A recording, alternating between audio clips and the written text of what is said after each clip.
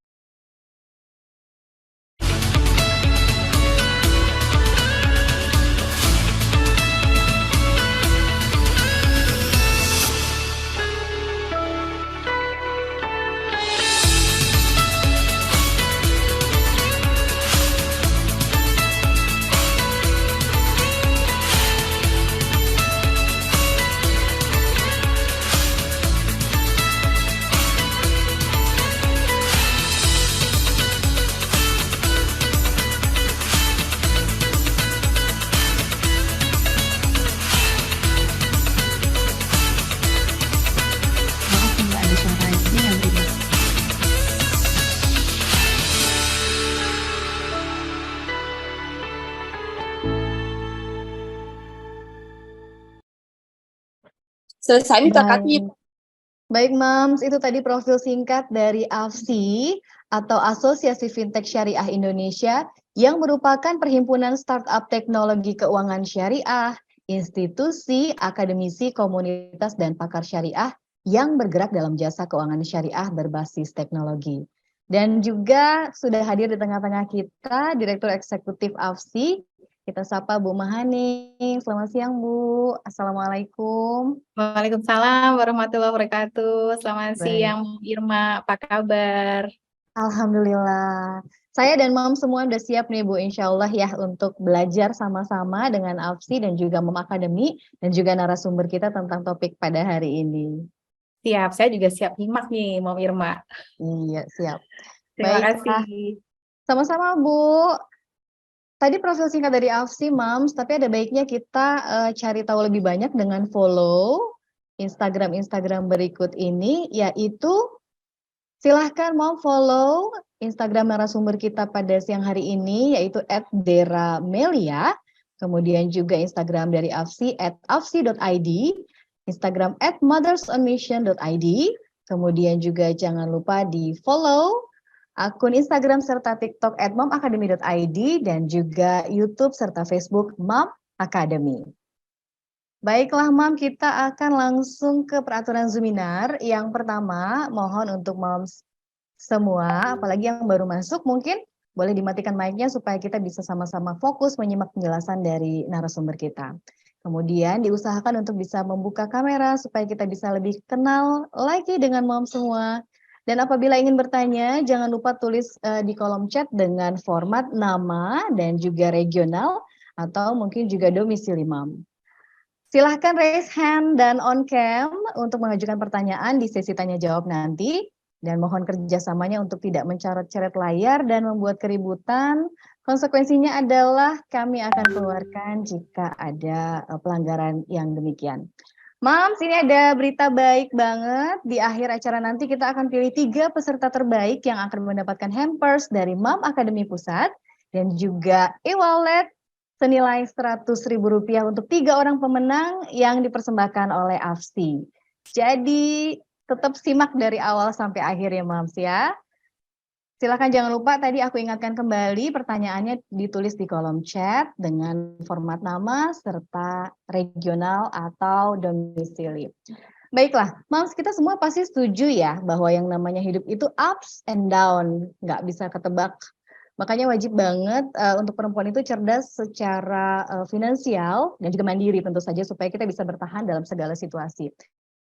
Nah, untuk kita semua yang ingin mendapat pengetahuan yang baru tentang pengelolaan keuangan yang baik di tengah perkembangan teknologi yang ada, kita wajib banget menyimak Zoom pada siang hari ini karena memang mengelola keuangan bukan perkara yang sederhana ya.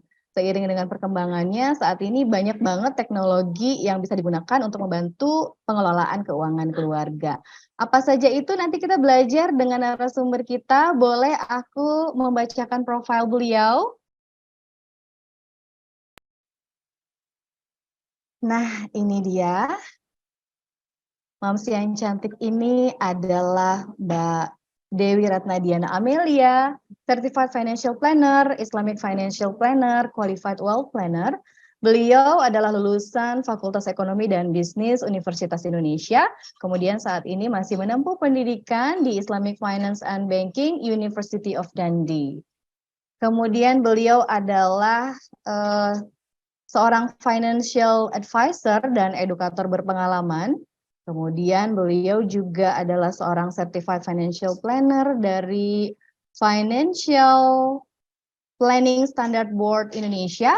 Beliau adalah seorang qualified wealth planner dan juga Islamic Financial Planner IBFIM Malaysia. Mudah-mudahan aku nggak salah sebut ya. Ini dia narasumber kita. Assalamualaikum Mbak Dera. Waalaikumsalam warahmatullahi wabarakatuh. Halo Mbak Irma. Halo, di sini siang, di sana masih pagi ya Mbak Dera ya. Iya, Mbak Dera saat ini sedang berada di Inggris ya, betul? betul, betul. Iya. Maaf ya Mbak, pagi-pagi udah digangguin. Enggak kok, ini berarti masih segar juga kan pagi-pagi di sini masih 7:30, jadinya makin asik kalau diskusi pagi-pagi. Mbak Dera sehat ya? Alhamdulillah sehat. Alhamdulillah. Dan siap juga tentunya untuk membagikan ilmunya dan juga informasinya untuk seluruh peserta pada siang hari ini. Siap, Baik insya Allah. Mbak, tanpa berlama-lama aku silakan Mbak Dera untuk menyampaikan materi pada kesempatan kali ini. Silakan. Oke, terima kasih banyak Mbak Irma. Assalamualaikum warahmatullahi wabarakatuh. Selamat siang ya waktu Indonesia teman-teman semuanya. Senang sekali ya siang-siang di Indonesia. Biasanya orang-orang lebih memilih tidur siang, tapi semuanya teman-teman moms di sini bisa aktif, bisa mengikuti webinar untuk kita cari ilmu bareng-bareng, kita diskusi bareng-bareng gitu ya. Karena di sini sebenarnya setiap webinar saya selalu bilang saya nggak mau cuman ada satu highlight, spotlight di saya aja. Jadi semuanya juga harus aktif, nanti kita bareng-bareng diskusi.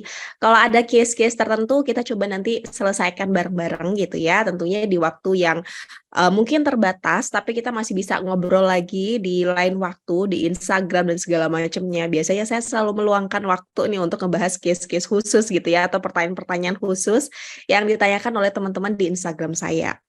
Pertama-tama, sebelumnya saya juga terima kasih banyak ke Ibu Mahaning, dari AFSI gitu ya, yang memberikan kesempatan pada saya untuk menjadi speaker di webinar ini, dan juga untuk teman-teman dari Mom Academy, Mbak Irma dan tim semuanya, terima kasih banyak. Dan tanpa berlama-lama, saya coba share screen dari saya. Oke, tapi ada yang share screen nih. Oke.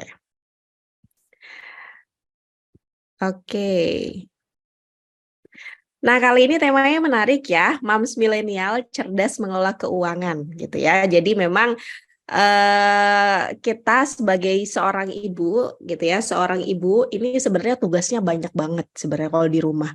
Kalau misalnya ibu yang kerja, tentunya kita sebagai karir mom gitu ya, kita punya karir di luar. Tapi di rumah biasanya kita sebagai perempuan tuh tugasnya juga nggak cuman kerja di luar aja, di rumah kita juga punya tugas seorang ibu gitu ya, ngurusin anak, ngurusin rumah, sampai kadang masalah dapur juga pasti kita yang ngurus walaupun punya mbak, tapi kita gitu ya yang jadi manajernya. Dan tentunya masalah keuangan gitu ya, kalau di Indonesia itu mayoritas pasti kita perempuan yang ngurus.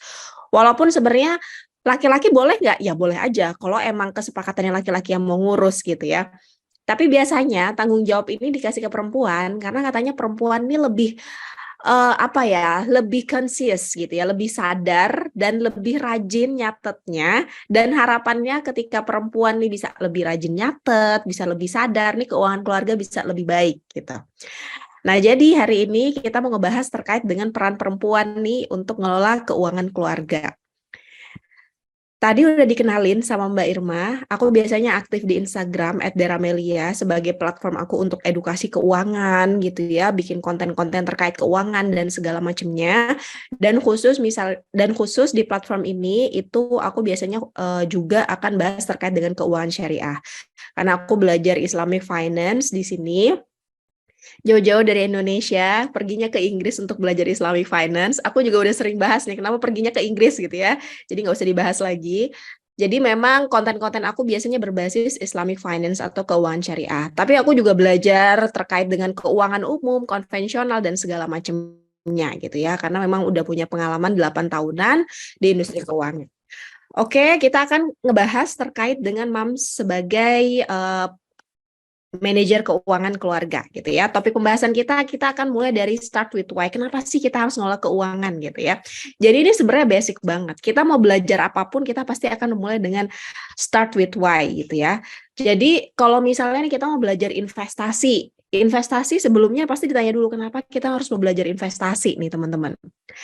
Kalau mau belajar bahasa baru deh, mau belajar bahasa Inggris, kenapa mau belajar bahasa Inggris gitu ya. Atau kita mau coba untuk ngafalin Quran gitu ya, misalnya udah umur 30-an, udah punya anak 2 atau 3, baru mau coba ngafalin Quran. Nah, kita harus tahu dulu why-nya itu kenapa. Once kita tahu why kita itu apa, insya Allah nih kita akan lebih mudah untuk menjalani apa yang kita pelajari. Gitu teman-teman ya. Nah, selanjutnya aku akan melihat konsep financial planning itu apa dan salah kaprahnya nih terkait dengan financial planning gitu ya. Yang paling penting nanti yang ketiga dana darurat, budgeting pendapatan. Nanti aku akan bahas dikit nih tentang yang lagi viral sekarang tentang frugal living gitu ya. Dan gimana kita bikin budgeting tapi tanpa menyakiti diri kita sendiri. Gimana caranya kita tetap bikin budgeting yang mindful tapi tanpa pelit sama diri sendiri ataupun sama keluarga gitu ya. Dan yang terakhir bijak berhutang, dan aku nanti di akhir ini sebenarnya nggak tulis di sini ya, aku akan highlight terkait dengan investasi. Yang tentunya juga ada kaitannya sama AFSI, aku akan highlight juga terkait dengan investasi di peer-to-peer lending, syariah, ataupun di SCF gitu ya, yang mungkin belum banyak nih orang tahu. Kalau misalnya aku bahas saham, reksadana mungkin udah banyak yang tahu, tapi kalau misalnya di fintech gitu ya, itu belum banyak yang tahu. Oke, kita mulai dari why-nya dulu ya. Why, kenapa sih aku harus mengelola keuangan? Kenapa aku sebagai seorang ibu rumah tangga, sebagai manajer keuangan di keluarga, itu mau ngelola keuangan? Gitu ya. Yang pertama sebenarnya alasan klasiknya karena adanya inflasi. Inflasi ini umumnya ya kenaikan barang secara umum gitu ya. Inflasi ini udah ada sejak zaman dulu. Udah ada sejak zaman udah lama gitu ya, udah dari sahabat-sahabat Rasulullah juga udah ada inflasi. Dulu ada sahabat Rasulullah pun nanya ke Rasul, nih Rasul gimana nih barang-barang di pasar udah naik-naik semua gitu ya. Itu sebenarnya tandanya apa? Tandanya ada inflasi. Inflasi ini penyebabnya bisa banyak. Kalau dulu di zaman Rasul kenapa ya? Karena memang ada kondisi-kondisi tertentu alamiah yang menyebabkan adanya inflasi. Di masa sahabat-sahabat Rasulullah, di masa Abu Bakar gitu ya, dan Umar, kalau kita lihat sejarahnya, beberapa kali itu sebenarnya ada keluhan-keluhan terkait dengan kenaikan harga barang. Sebenarnya kalau kita telaah, alasannya apa? Alasannya itu bisa jadi karena waktu itu ada kekeringan gitu ya. Jadi hasil pertaniannya terganggu sehingga barang yang ada tinggal sedikit. Kalau barang yang ada tinggal sedikit sedangkan demand-nya banyak, itu kan pasti harganya tinggi gitu ya. Nah, itu ada inflasi. Jadi memang udah dari zaman dulu ada inflasi. Nah, sekarang pun juga ada inflasi. Kalau sekarang ini salah satu penyebabnya sih sebenarnya ya karena kita pakai fiat money, uang kertas. Uang kertas ini akan selalu dicetak, dan ketika selalu dicetak semakin banyak di pasaran, barang-barang juga akan naik gitu ya. Jadi karena value-nya itu akan menurun si uang kertas ini gitu ya, dan banyaklah sebenarnya alasan-alasan lain. Intinya sebenarnya inflasi ini memang real adanya. Dulu aku inget banget Indomie, buat beli Indomie dulu di pas aku SD itu kayaknya nggak nyampe 1.000 ya, entah 750 atau 1.000 gitu ya. Kalau sekarang kayaknya udah lebih dari 2.000. Kalau di UK Indomie udah 10.000 gitu ya, emang karena harus terbang dulu Indominya. Atau sekolah anak deh gitu ya, mams yang anaknya sekolah, aku yakin itu sekolah 5 tahun yang lalu nggak akan semahal sekarang. Aku udah survei banyak banget sekolah gitu ya, dan hampir tiap tahun aku selalu update harganya gitu ya, itu lumayan gitu ya peningkatannya, dan biasanya peningkatan yang cukup signifikan itu di uang pangkal. Kalau SPP mungkin nggak akan terlalu beda jauh, mungkin selisihnya mungkin 50.000, tapi di uang pangkal biasanya berasa. Jadi berasanya mungkin di angka 10% gitu ya. Jadi tahun kemarin aku nggak jadi masukin anak aku sekolah di Indonesia. Kenapa? Karena anak aku mau aku bawa kan ke Inggris gitu ya. Tapi akhirnya aku daftarin anak aku sekarang tahun ini gitu ya, untuk masuk nanti bulan September pas kita pulang. Itu uang pangkalnya dari pokoknya kenaikannya hampir 15% gitu ya. Jadi kemarin kan udah aku ambil formulirnya gitu ya, tapi daftarnya akhirnya tahun ini, tapi harus ngambil formulir baru. Itu kenaikan uang pangkalnya udah 15% di salah satu sekolah Islam gitu ya. Jadi nggak kebayang kalau tahun depannya lagi gitu ya. Jadi memang isu inflasi ini ada di segala bidang, nggak cuma ada di barang-barang, tapi kalau misalnya nih mams yang udah punya anak, tentunya juga harus dipersiapkan uang pendidikan buat anaknya. Aduh, aku satu slide aja kayaknya udah ngomongnya banyak ya. Mbak Irma, nanti kalau aku lebih dari 30 menit, tolong diingetin ya di chat ya.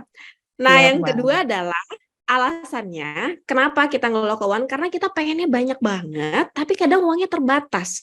Coba deh kalau sekarang ditanya, kamu pengennya apa gitu ya, kalau pengennya apa biasanya kalau misalnya muslim, aduh pokoknya saya tuh pengen banget deh dibawa ke Ka'bah, keliling tawaf gitu ya, keliling Ka'bah sama bareng sama keluarga, itu udah pengen saya. Tapi setelah itu saya masih pengen jalan-jalan nih ke Turki gitu ya, pengen beli ini, pengen beli itu, pengen Euro trip, pengen nyiapin dana pendidikan anak dan segala macam. Kita pengennya banyak banget, tapi kadang sumber daya kita tuh terbatas, uang kita terbatas.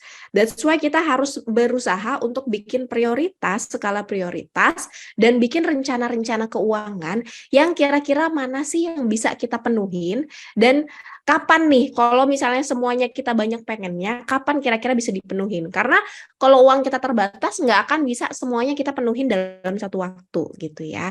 Jadi makanya dalam financial planning kita juga akan belajar terkait dengan skala prioritas. Kita akan ngeset prioritas mana yang akan harus kita dahulukan dan mana yang harus kita rencanakan. Oke, yang ketiga adalah kita punya tujuan keuangan. Semua orang tuh pasti punya tujuan keuangan. Even kalau misalnya kita bilang Sultan Andara aja, Raffi Ahmad, kalau kita tanya tujuan keuangan apa, pasti dia juga udah punya gitu ya. Misalnya dia mau bikin kantor yang sebesar kantor BNI misalnya, atau misalnya dia pengen anaknya nanti sekolah di Amerika, walaupun ya uangnya juga banyak, tapi pasti dia punya tujuan keuangan gitu ya. Jadi tujuan keuangan itu for everyone, semua orang pasti punya yang namanya tujuan keuangan. Impian-impian di masa depan yang pengen kita raih, dan itu butuh uang. Itu simpelnya itu. Jadi as simple as kamu impiannya apa? Aku pengen umroh tahun depan gitu ya. Itu butuh uang gitu ya. Atau misalnya moms yang pengen sekolah gitu ya, kayak aku, walaupun sekolahnya pakai beasiswa, aku pengen sekolah S2 tapi pakai beasiswa. Tapi untuk mempersiapkan sekolah itu, sepengalaman aku, itu banyak banget uang yang keluar gitu ya, moms ya. Dari untuk persiapan bahasa Inggrisnya, dari les itu gitu ya, dan segala macamnya, persiapan bawa keluarga juga banyak. Jadi memang harus disiapin uangnya gitu ya. Nah, yang keempat adalah financial freedom. Ini banyak banget ya diomongin, tapi intinya sebenarnya financial freedom ini ya kebebasan finansial. Kondisi di mana kita itu udah nggak bergantung lagi, udah nggak perlu lagi meluangkan waktu untuk kerja di tempat yang mungkin kita nggak suka, mungkin kita nggak terlalu nyaman gitu ya, sehingga kita nggak bergantung sama hal itu. Let's say gini, sekarang nih kalau kita nggak kerja, mungkin keuangan keluarga kita acak-adul, kita nggak tahu mau makan apa gitu ya. Tapi kalau di satu titik kita udah punya passive income, kita nggak kerja kantoran pun gitu ya, kita kerja suka-suka 2 hari seminggu, sekali seminggu gitu ya, kita masih bisa hidup dari uang yang passive income yang kita punya itu gitu ya. Kalau intinya financial freedom itu. Dan yang terakhir adalah masa tua yang sejahtera. Tentunya kita nggak pengen anak-anak kita sandwich generation. Ini adalah salah satu isu yang banyak banget dibahas gitu ya terkait sandwich generation. Dan salah satu cara buat memutus tali sandwich generation itu adalah dengan kita mempersiapkan masa tua kita dengan baik, gitu ya. Kita sebagai sandwich generation pasti banyak ya moms di sini yang sandwich generation juga. Itu adalah salah satu berkah sih sebenarnya buat kita, salah satu jalan buat kita untuk memanfaatkan harta kita itu di jalan-jalan yang insya Allah diridhoi sama Allah gitu ya. Tapi kalau misalnya masih bisa milih nih, jangan sampai nih anak kita juga jadi sandwich generation. Kenapa? Karena kita nggak pernah tahu nih masa depan anak kita seperti apa gitu ya. Tentunya kita doakan yang baik-baik, tapi kalau misalnya kita sebagai seorang individu, ya siapin gitu ya, siapin dana pensiun kita, siapin masa tua kita gitu ya. Oke. Apa alasan saya buat mengelola keuangan? Sebagai seorang muslim ya, sebenarnya banyak banget alasan-alasan kita untuk mengelola keuangan. Salah satu alasannya adalah karena kita nih nanti teman-teman semuanya itu akan dimintain pertanggungjawaban di hari yang mencekam. Jadi ini adalah hadis riwayat Ibnu Hibban dan At-Tirmizi. Rasulullah Shallallahu Alaihi Wasallam bersabda, kedua kaki seorang hamba pada hari kiamat tidak akan beranjak hingga dia ditanya 4 hal. Umurnya untuk apa dihabiskan, jasadnya apa yang telah diperbuat, ilmunya yang telah diamalkan, dan yang terakhir hartanya. Dari mana ia peroleh dan kemana ia habiskan. Banyak di antara kita sekarang fokusnya ya udah pokoknya kita kerja yang halal gitu ya. Oke, itu benar gitu ya. Itu udah checklist yang pertama, tapi kalau masalah harta itu nggak hanya masalah dari mana kita peroleh harta kita, tapi kemana kita ngabisinnya itu juga akan dipertanggungjawabkan gitu ya. Apakah kita ngabisinnya untuk hal-hal yang malah nggak untuk agama gitu ya, untuk hal-hal yang banyak mudorotnya gitu ya, atau untuk hal-hal yang sebenarnya nggak penting gitu ya, mubazir dan segala macamnya gitu ya. Jadi memang itu hal-hal yang akan dipertanggungjawabkan. That's why kita di sini adalah belajar untuk mempertanggungjawabkan kemana uangnya yang kita habiskan, yang mau kita habiskan, gitu ya teman-teman. Oke, ini mindset terkait dengan keuangan yang ada dalam Islam, bahwa yang namanya harta kita itu kita harus sadar itu adalah kepunyaan Allah gitu ya. Semua harta kita yang ada di langit dan bumi itu kepunyaan Allah, dan kita nih teman-teman itu cuma dapat amanah aja nih untuk mengelola harta kita. Harta yang kita pegang ini adalah amanah. Jadi jangan sampai kita jadi korun, menganggap bahwa harta yang kita miliki itu semuanya adalah punya kita, dianugerahkan ke kita atas kerja keras kita. No, bukan atas kerja keras kita, tapi memang karena Allah ngasih rezeki ke kita dan Allah ngasih amanah buat kita gitu ya. Dan yang ketiga nih, dan kita juga harus tahu di Al-Qur'an juga ada bahwa hakikatnya itu harta disukai oleh manusia. Makanya kan banyak orang-orang yang masih kayak korun. Jadi kita dapat pelajaran korun dari Al-Qur'an, tapi sampai sekarang mungkin kita masih banyak melihat orang-orang yang seperti korun. Contohnya apa? Contohnya orang-orang yang korupsi gitu ya, orang-orang yang sebenarnya udah kaya, udah banyak hartanya, tapi korupsi sampai miliaran gitu ya. Itu contoh-contoh orang korun-korun di zaman sekarang gitu ya. Nah, yang keempat tadi harta akan dipertanggungjawabkan nanti di akhirat ya. Oke, bentar. Ini gimana ya ngapusnya? Nah, selanjutnya, apa sih sebenarnya Islamic Financial Planning atau Syariah Financial Planning? Simpelnya adalah kita ngerencanain keuangan yang sesuai sama apa yang diajarkan sama Allah dalam Al-Quran dan diajarkan oleh Rasulullah dalam sunnah-sunnah Rasul gitu ya. Jadi rencanain keuangan kayak biasa yang diajarin secara umum, tapi tentunya kita punya batas-batas gitu. Batas-batasnya apa? Batas-batasnya sesuai dengan Quran dan hadis gitu ya. Dan tentunya tujuannya nggak cuma untuk kebutuhan duniawi, tapi untuk juga kebutuhan yang di akhirat. Ngelola keuangan itu pengertiannya adalah ketika kita ngelola uang untuk yang kebutuhan kita tidak terbatas, sedangkan alat pemenuhan kita terbatas. Jadi why-nya tadi ya yang pertama ya, tadi kita udah bahas yang masalah yang nomor 1 ini. Yang kedua adalah adanya faktor resiko. Manusia itu selalu dihadapkan oleh resiko ya, Mams ya. Resiko itu apa? Resiko itu adalah suatu hal di masa depan yang bisa terjadi buat kita, dan kita tuh nggak tahu. Contohnya yang sering terjadi adalah resiko sakit. atau resiko meninggal, atau resiko barang-barang yang kita punya itu tiba-tiba rusak gitu. Itu namanya resiko. Nah, karena ada resiko-resiko seperti ini, that's why kita belajar untuk mengelola keuangan. Nah, salah satu part untuk menghindari resiko ini sebenarnya nanti kita belajar dana darurat gitu ya.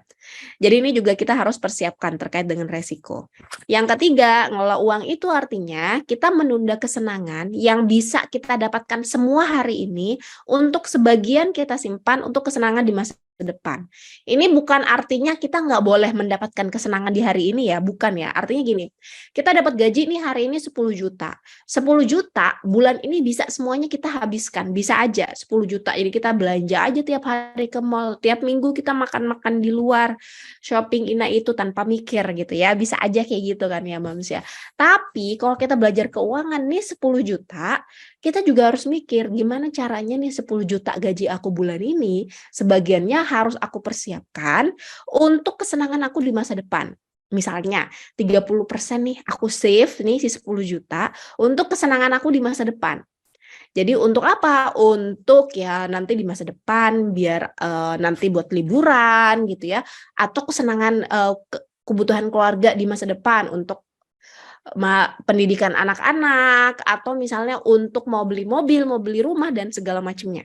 Jadi memang namanya ngelola uang itu kita ini akan membagi-bagi kesenangannya. Jadi kesenangan yang akan kita dapatkan nggak semuanya kita dapatkan hari ini. Jadi yang tadi yang gaji 10 juta berarti kan kita bagi yang 70%-nya buat bulan ini, 30%-nya untuk yang masa depan, misalnya kayak gitu. Jadi nggak semuanya kita habiskan buat bulan ini. Nah, bedanya apa sih kalau kita belajar financial planning yang sesuai sama syariah, yang sesuai dengan tuntunan Islam sama yang biasa gitu ya. Yang pertama adalah tujuannya. Kita sebagai muslim kita punya ultimate objective itu adalah al-falah. Al-falah itu apa? Al-falah itu adalah kesuksesan dunia dan akhirat, kemenangan dunia dan akhirat. Jadi kalau azan ya, kalau kita mau sholat, kalau azan kan kita selalu dengar hayya 'alal falah, marilah kita menuju kemenangan. Itu menang itu di situ sebenarnya menang apa? Menang dunia dan akhirat. Jadi tujuan kita ini bukan hanya cuman ibaratnya sukses di dunia, tapi gimana caranya kita juga harus wajib sukses di akhirat. Dan itu malah jadi harus yang utama, sukses di akhirat itu gitu ya. Jadi uang kita yang kita kelola gimana kita ngelolanya itu nggak hanya untuk urusan duniawi tapi juga untuk urusan akhirat kita gitu ya. Jadi memang benar sebenarnya harta itu bisa dibawa mati ketika kita ngelola uangnya pas di dunia itu dengan baik, dan gimana caranya ibaratnya kita masih bisa dapat passive income walaupun kita udah meninggal nih dari harta-harta kita gitu ya.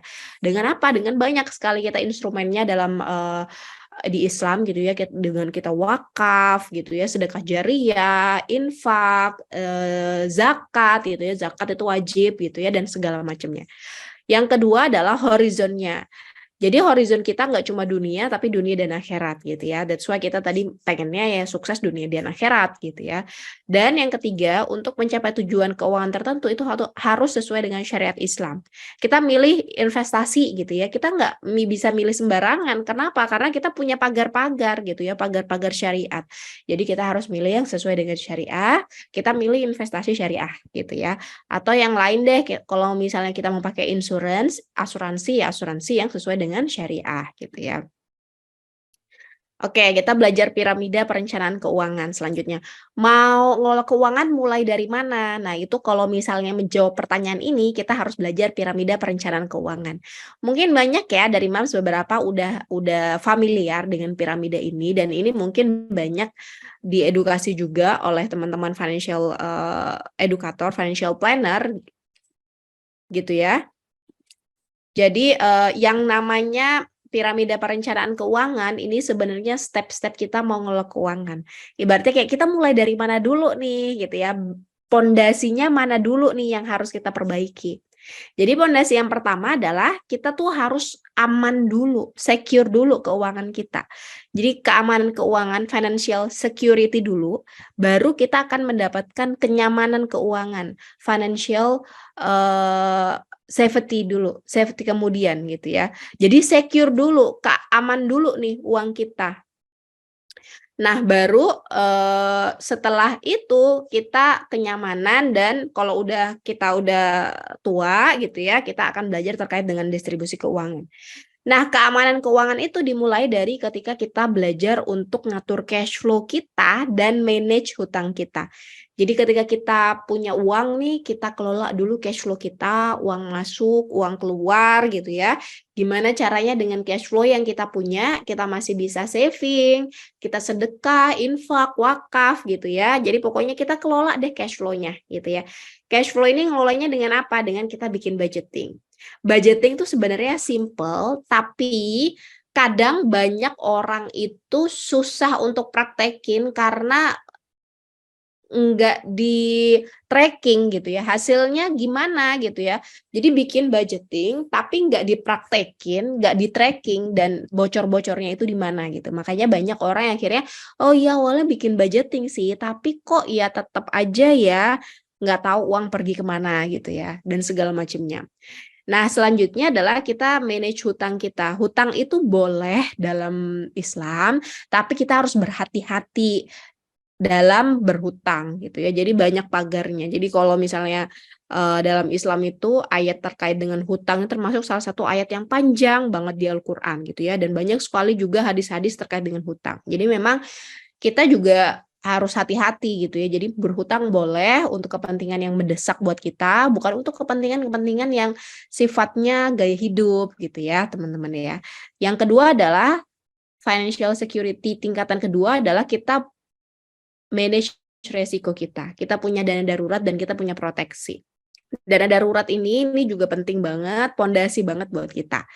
Asuransi ini sebenarnya kalau kita di Indonesia itu kan wajib punya BPJS ya, itu udah basic dan checklist sebenarnya. Mau pakai tambahan yang swasta gimana ya, kita cari yang sesuai dengan syariah gitu ya. Baru setelah itu nih yang pertama yang kedua aman, kita mulai tujuan keuangan dan investasi. Atau ya tadi kita mulai buat investasinya. Kadang banyak orang ya Mams ya, jadi cash flow-nya masih berantakan, masih nggak tahu nih uangnya pergi kemana, tapi udah lompat ke investasi. Nggak punya dana darurat, tapi lompat ke investasi. Nah itu salah satu yang perlu di-highlight juga sebenarnya ya teman-teman ya. Oke, nah selanjutnya gimana cara memulainya? Tadi memulainya adalah kita ngatur cash flow kita gitu ya. Kita ngatur cash flow kita, tapi sebelum itu biasanya aku selalu bilang coba deh cek dulu keuangan kamu sekarang kayak gimana. Kondisi keuangan kamu sekarang kayak gimana itu dengan cara kita financial check up.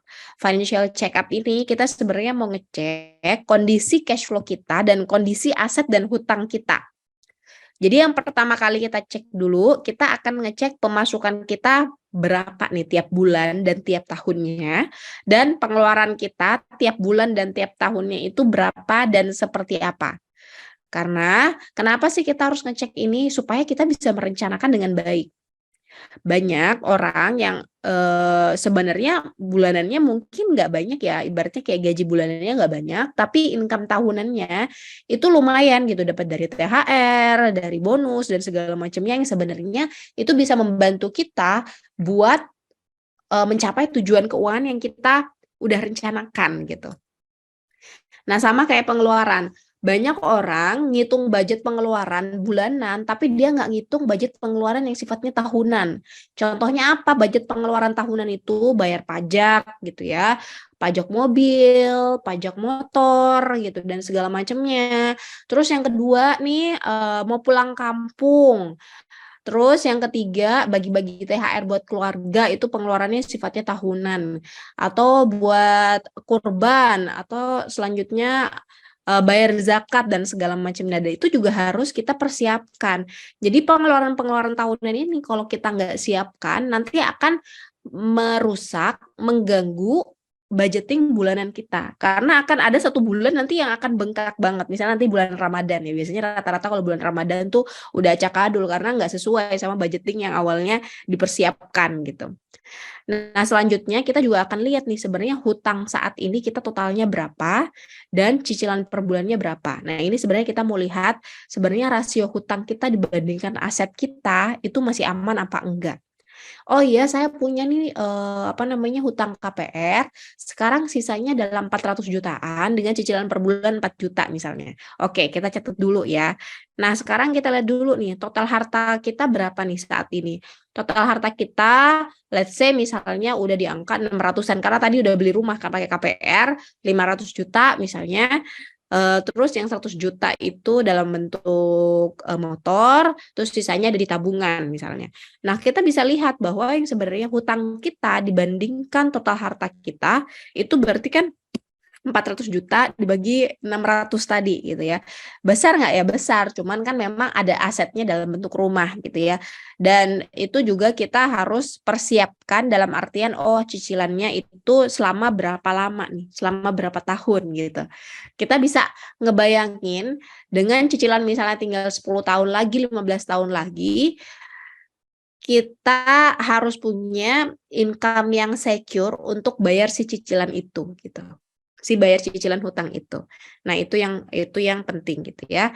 Jadi cicilan itu terhadap income kita berapa persen? Kalau misalnya udah lebih dari 50% itu udah nggak sehat. Jadi cicilan hutang itu maksimalnya 35% dari pendapatan kita. Gitu ya. Jadi kalau udah lebih dari 35%, biasanya kita udah mulai ngos-ngosan ngatur keuangan. Misalnya kalau udah cicilan hutangnya 50%, 60% tuh udah mulai nggak nyaman hidup gitu. Jadi kayak untuk menjaga ketenangan, kedamaian dalam hidup, itu kita harus batasin pagernya di 35%. Nah, kita juga harus evaluasi nih, kita udah punya dana darurat belum? Oh iya udah, tapi masih 1 kali pengeluaran. Berarti PR-nya kita nambahin lagi nih 2 kali sampai dengan 5 kali gitu lagi. Jadi sampai akhirnya ada di angka ideal 3 sampai dengan 6 kali. Rasio menabung atau investasi kalau dalam financial planning itu bebas sebenarnya, tapi kita punya minimal gitu ya, batas minimal itu adalah 10% dari income kita. Dan itu batas minimal. Kalau mau dan bisa 20%, 30% gitu ya, itu juga bagus gitu ya. Jadi kita sebenarnya kalau misalnya ada pertanyaan kira-kira berapa persen ya yang harus kita persiapkan untuk persiapan dana pendidikan anak, nggak ada yang baku gitu. Jadi kita memang based on pengeluaran kita dan income kita itu seperti apa gitu ya. Nah, selanjutnya adalah ngatur prioritas keuangan. Tahu yang mana yang kebutuhan, yang mana yang keinginan. Nah, ini juga penting banget. Ini sebenarnya super basic banget. Dan kadang orang ini kalau nggak bisa berpikir dengan mindful, dengan conscious, dengan sadar, dia jadi rancu untuk membedakan dua hal ini. Gitu. Antara si kebutuhan dan keinginan. Jadi memang ini harus benar-benar yang kita tahu dulu nih. Contohnya gini, kalau misalnya nih kita pengen belanja gitu ya di Shopee atau toko oranye, toko ijo dan segala macamnya, kalau aku sih biasanya minta teman-teman untuk menerapkan 14 hari di keranjang. Taruh dulu deh di keranjang, misalnya kita pengen beli jilbab gitu ya, atau misalnya beli tas baru, taruh dulu deh di keranjang selama 14 hari. Kalau setelah 14 hari, kita tuh kayak, kita nggak masalah nih nggak beli barang itu, kita masih bisa beraktivitas seperti biasa gitu ya. Ya berarti kita sebenarnya nggak butuh banget sama si barang itu.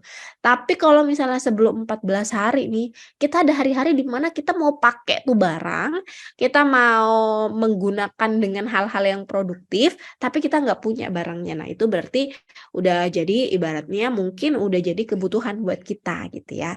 Nah itu salah satu caranya buat kita ngelihat ini sebenarnya benar-benar needs kita atau sekedar wants kita. Jadi kita ngasih waktu buat kita sendiri untuk berpikir.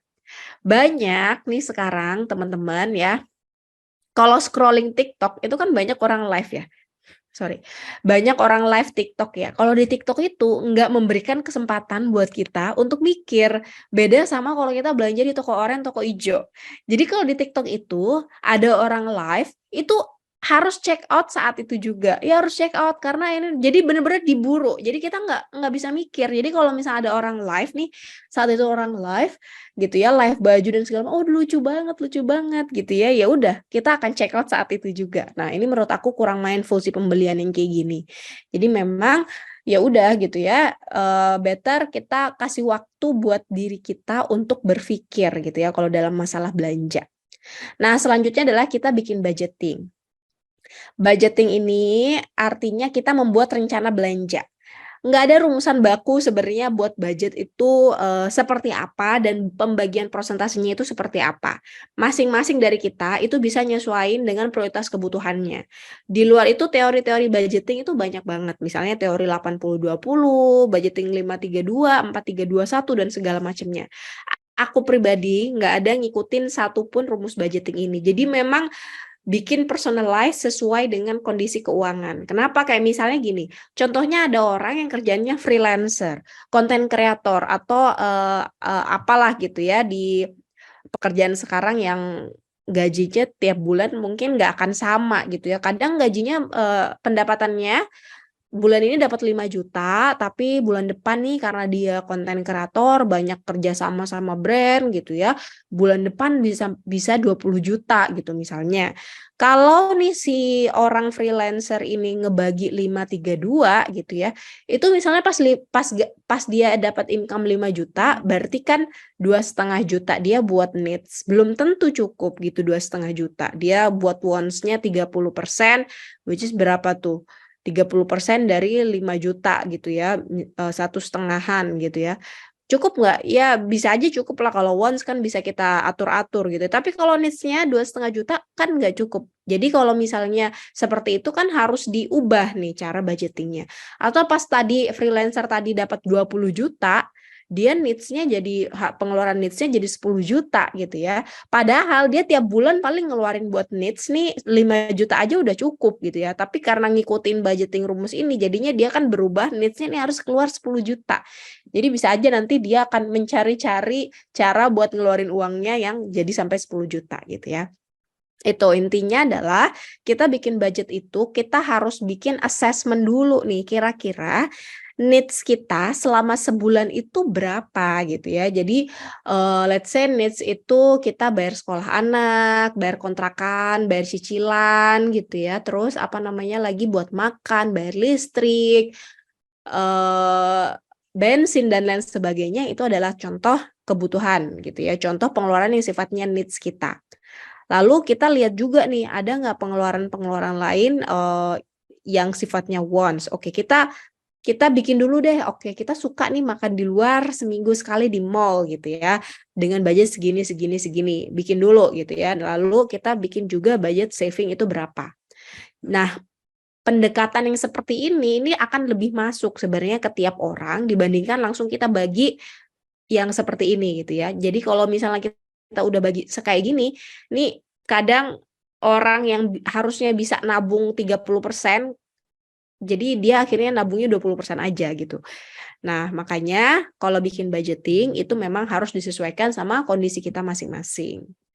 Nah, ini ya budget untuk budgeting itu kita asesmennya dari kewajiban dulu, kebutuhan baru keinginan.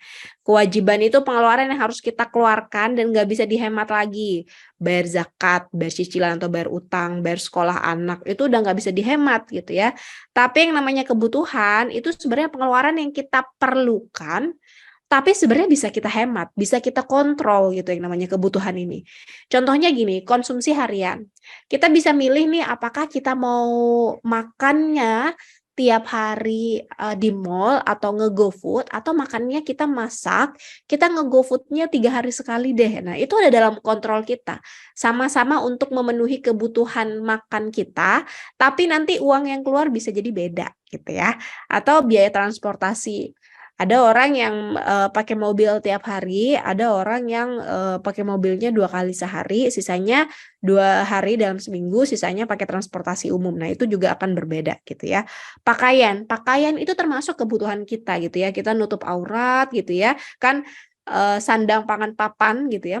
Itu termasuk kebutuhan kita.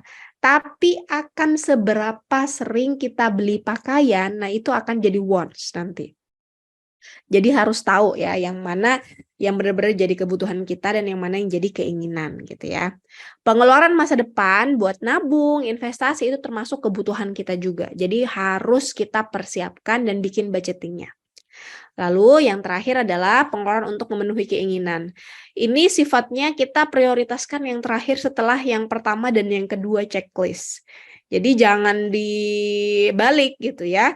Jadi jangan dibalik pertama kali gajian langsung pengen online check outin semua gitu ya. Kita harus hitung dulu nih, kewajiban kebutuhannya udah checklist belum? Kalau udah, ya udah, boleh-boleh aja. Jadi jangan sampai ibaratnya kayak kita mikir kalau ngelola keuangan jadi pelit, nggak bisa seneng-seneng, nggak bisa ngasih self reward, enggak kayak gitu ya.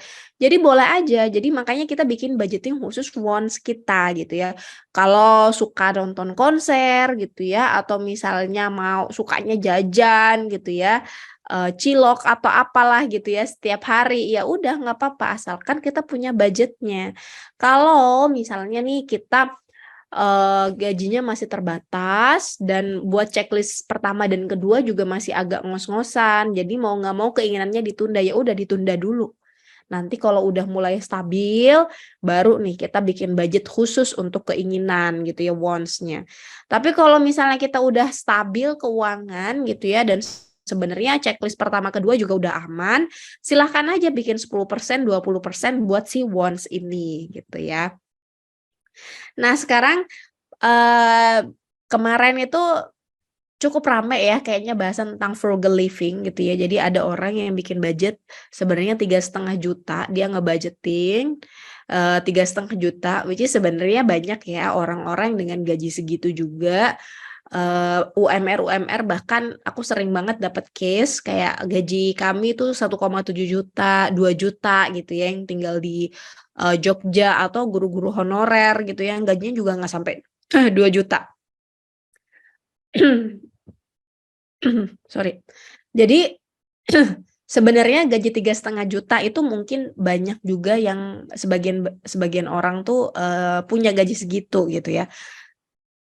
Yang jadi masalah adalah ketika nih si orang dia bilang bahwa pas kita gajinya 3,5 juta, nih kita kalau ada kondangan gitu tuh nggak dateng gitu ya, karena kita nggak punya budget. Ini sebenarnya normal ya, menurut aku. Kayak ibaratnya gini, kalau misalnya kita emang udah ngos-ngosan nih buat ngebiayain makan kita sehari-hari yang sifatnya kewajiban kebutuhan, dan emang udah nggak ada budget lagi, udah nggak ada uang lagi buat datang ke kondangan, ya sebenarnya nggak masalah nggak datang ke kondangan gitu ya. Tapi kalau misalnya kita masih punya budget kayak budget sedekah, budget sosial, ya itu yang dipakai datang ke kondangan gitu. Kalau misalnya banyak orang nih yang tinggal di kampung katanya, Mbak Dera nih kalau ngajarin budgeting kadang nggak masuk akal. Kenapa? Karena di kampung kadang banyak banget kondangan-kondangan yang di bulan itu tuh kayak banyak gitu datangnya, bisa 5 gitu ya katanya, atau 6 gitu, atau misalnya selain kondangan itu ada orang meninggal, orang sakit dan segala macam, yang kalau misalnya kita tinggal di kampung itu kita harus datang dan bawa sesuatu gitu ya. Nah, ini sebenarnya bukan nggak masuk akal, tapi kitanya mungkin yang masih belum oke nih ngatur budgetnya. Kalau kita udah tahu nih kita tinggal di suatu daerah yang mungkin akan banyak kondangan gitu ya kita juga harus bikin budget nih terkait dengan hal itu. Tadi kalau aku sih masukinnya budget sosial aja. Jadi itu dibanding aja dengan budget sedekah kita, infak kita gitu ya. Jadi kalau misalnya nih di bulan itu tadi ada tetangga yang meninggal, biasanya kan kalau di kampung tuh kan kita ngasih amplop atau ngasih sesuatu juga gitu ya. Ya udah, ambil dari budget sosial kita. Jadi nggak perlu misalnya di bulan itu kita sedekahnya keluar gitu ya, kemana nggak perlu, tetangga kita ada yang membutuhkan gitu.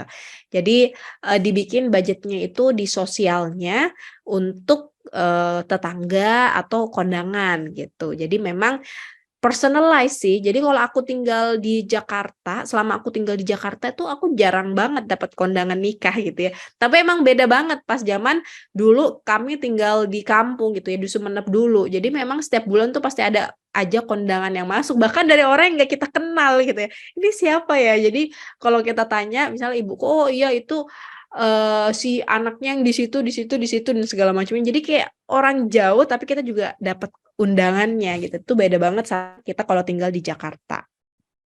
Jadi sebenarnya yang namanya frugal living itu artinya kita bukan hidup secara pelit sama diri kita, tapi sebenarnya kalau menurut aku hidup frugal living itu adalah ketika kita benar-benar conscious dengan spending kita ketika kita sadar nih sama pengeluaran kita.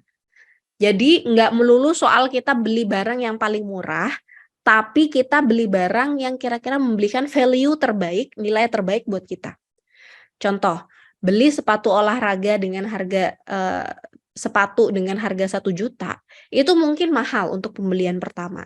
Tapi bayangin, ketika kamu beli sepatu yang misalnya harganya ekonomis, harga 200.000, itu mungkin dipakainya nggak nyampe setahun.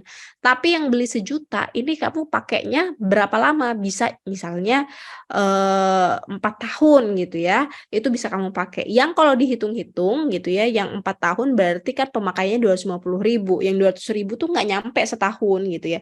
Jadi ya sebenarnya ya better ngambil yang 1 juta tadi, karena selain hitung-hitungan uang, kita juga hitung-hitungan tadi kenyamanan. Kalau jalan kita nggak bikin lecet nih kaki gitu ya, nyaman gitu ya, dan segala macamnya. Nah itu juga harus kita pertimbangkan. Nggak melulu soal harga, tapi value-nya yang barang itu berikan buat kita itu juga akan jadi pertimbangan gitu ya. Jadi kalau ngomongin frugal living nih banyak banget, dan aku termasuk salah satu yang juga menerapkan gaya hidup ini gitu ya. Tapi ya bukan gaya hidup yang tadi ya, yang tersebar di luaran sana gitu ya, yang pelit gitu ya sama diri sendiri, bahkan nggak mau silaturahim dan segala macam, enggak gitu ya, karena banyak orang yang salah kaprah terhadap gaya hidup yang kayak gini.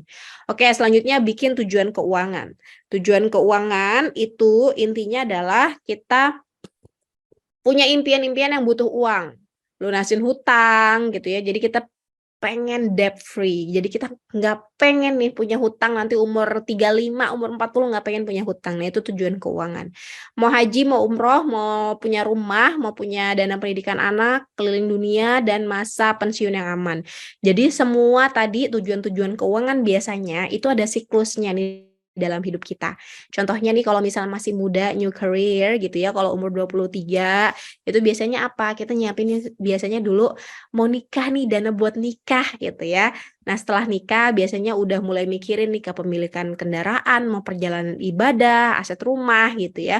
Nanti kalau udah punya anak gitu ya, itu udah mulai dana pendidikan anak dan segala macamnya. Jadi memang itu siklus biasanya sesuai dengan kita udah di titik mana gitu ya. Biasanya kalau udah belum punya anak, belum kepikiran nih dana pendidikan anak. Tapi kalau udah punya anak, kalau udah lihat nih formulir-formulir sekolah, itu baru kelihatan, ya Allah, sekolah nih mahal ya gitu ya, sekolah zaman sekarang nih mahal gitu. Dan ini baru nanti kita mulai udah tahu bahwa nyiapin dana pendidikan anak tuh sepenting itu loh gitu ya Mams ya. Nah, ada yang pernah ngalamin anak sakit perlu biaya untuk pengobatan gitu ya, atau suami tiba-tiba kena PHK, HP jatuh dan rusak gitu ya. Ini banget ya buat konten kreator yang atau orang-orang yang jualan pakai HP, atau rumah kena banjir dan segala macamnya. Itu contoh-contoh yang sebenarnya hal-hal yang terjadi di luar prediksi kita. Gimana caranya adalah dengan kita punya si dana darurat. Punya dana darurat itu berapa gitu ya, itu butuhnya adalah 3 sampai dengan 6 kali pengeluaran bulanan. Jadi emang dana ini nih harus dipisahkan, khusus dipisahkan dan disiapkan untuk menghadapi keadaan darurat kayak tadi. Tiba-tiba kena PHK, HP tiba-tiba jatuh, rusak gitu ya.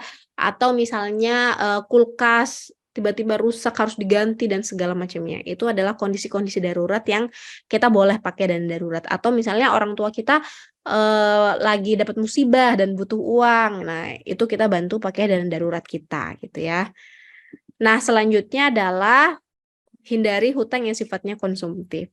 No pay later, no hutang-hutang yang nggak penting. Jadi aku agak preferensi pribadi ya. Ini aku agak anti sebenarnya sama yang namanya pay later. Jadi kalau aku pribadi kalau nggak punya uang ya udah buy later aja, belinya nanti aja. Jadi kalau pay later kan sifatnya kalau kamu nggak punya uang, kamu masih bisa kok beli sekarang. Kalau aku sifatnya kalau kamu nggak punya uang, buy later aja gitu. Belinya nanti kemudian. Jadi nggak usah pay later gitu. Kenapa? Karena pertama itu akan bikin ngerusak sih sebenarnya budgeting kita. Jadi kalau kita nambah hutang yang sifatnya hutang konsumtif, hutang pay later gitu ya, itu nanti akan susah banget nanti ngerubah budgeting kita. Dan hutang konsumtif, percayalah itu akan membawa banyak hal-hal pikiran sih sebenarnya. Mungkin akan meningkatkan tingkat stres kita gitu ya kalau misalnya kita terlalu banyak hutang yang sifatnya konsumtif. Jadi memang harus hati-hati. Hutang kenal boleh tapi akrab jangan. Jadi kenapa sih ada orang berhutang gitu ya? Biasanya timbul ketika kita punya keinginan atau kebutuhan yang nggak bisa ditunda tapi dananya nggak mencukupi. Contoh paling dekat itu adalah ketika kita harus KPR. Berarti kan kita udah butuh rumah nih tapi uangnya nggak cukup buat beli rumah itu gitu ya. Makanya KPR gitu ya. Atau tadi yang pay letter, kita pengen banget nih mau beli HP baru tapi nggak ada uangnya. Akhirnya pakai pay letter gitu ya. Itu adalah kondisinya seperti itu. Jadi nggak match gitu ya. Yang namanya hutang itu teman-teman sebenarnya adalah kita ngambil sumber daya kita di masa depan untuk dipakai di masa kini. Jadi kita berhutang pada diri kita sendiri di masa depan. Kenapa? Karena kita memakai apa yang kita punya di masa depan dipakainya sekarang gitu. Itu yang namanya hutang. Dan menurut aku itu harus kita kendalikan, harus kita kontrol gitu ya. Jadi itu bisa jadi masalah bagi setiap individu kalau kita gagal mengelolanya. Boleh, hutang itu boleh, tapi kasih batasan buat diri kita sendiri gitu ya. Hutang konsumtif jangan, kalau misalnya sifatnya kayak ya emang butuh gitu ya KPR, ya coba analisa dengan lebih baik lagi deh. Kira-kira KPR yang berapa tahun gitu ya di bank syariah mana yang mau kita ambil gitu ya. Jadi benar-benar harus di manage dengan baik. Oke, kayaknya aku udah lebih nih waktunya. Selanjutnya adalah start investing. Nah, ada banyak sekali instrumen-instrumen investasi di luar sana yang bisa kita coba sebenarnya ya. Apalagi untuk pemula itu sebenarnya udah banyak banget. Di Indonesia ini termasuk salah satu negara yang aku pelajari ya selama belajar Islamic Finance di sini. Itu termasuk salah satu negara yang dengan inklusi untuk orang masuk ke investasi itu sangat mudah. Jadi kalau di kita nih misalnya mau ke reksadana aja, kita butuh 10.000 minimal 10.000 aja udah bisa investasi reksadana. Bayangin sisa beli sayur 10.000 udah bisa masuk reksadana. Atau kalau misalnya kita mau ke fintech yang syariah, P2P, SCF, 1 juta gitu ya, itu udah bisa gitu ya. Kalau misalnya di luar sana itu di negara-negara lain mungkin itu minimalnya nggak segitu gitu ya. Jadi kita beruntung tinggal di sini, kita punya banyak sekali pilihan dan pilihan instrumen syariahnya juga banyak banget gitu ya. Contohnya nih mungkin yang kalau Mam suka itu emas. Itu emas sebagian orang bilang ini termasuk instrumen investasi, sebagian yang lain mungkin akan bilang ini bukan instrumen investasi, melainkan sebagai lindung nilai gitu ya. Apapun itu sebenarnya kan kalau kita nyimpan emas, kita harapannya di masa depan nih emasnya naik, terus kita pas butuh kita jual, ya udah kita dapat untung dan kita bisa saving money di situ dalam bentuk emas gitu ya. Atau kalau orang zaman dulu kita beliin properti nanti kita akan dapat uang sewanya.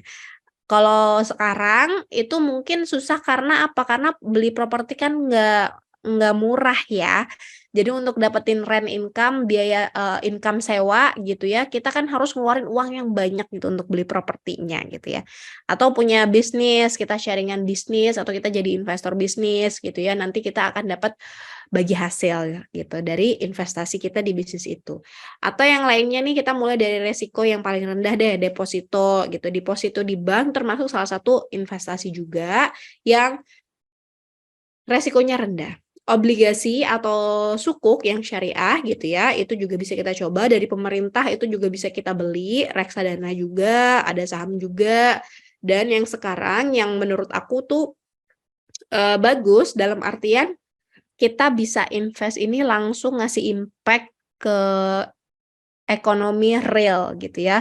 Itu adalah ke peer to peer atau SCF. Kenapa? Karena mereka real langsung ngebiayain si UMKM, UKM gitu ya ke sana.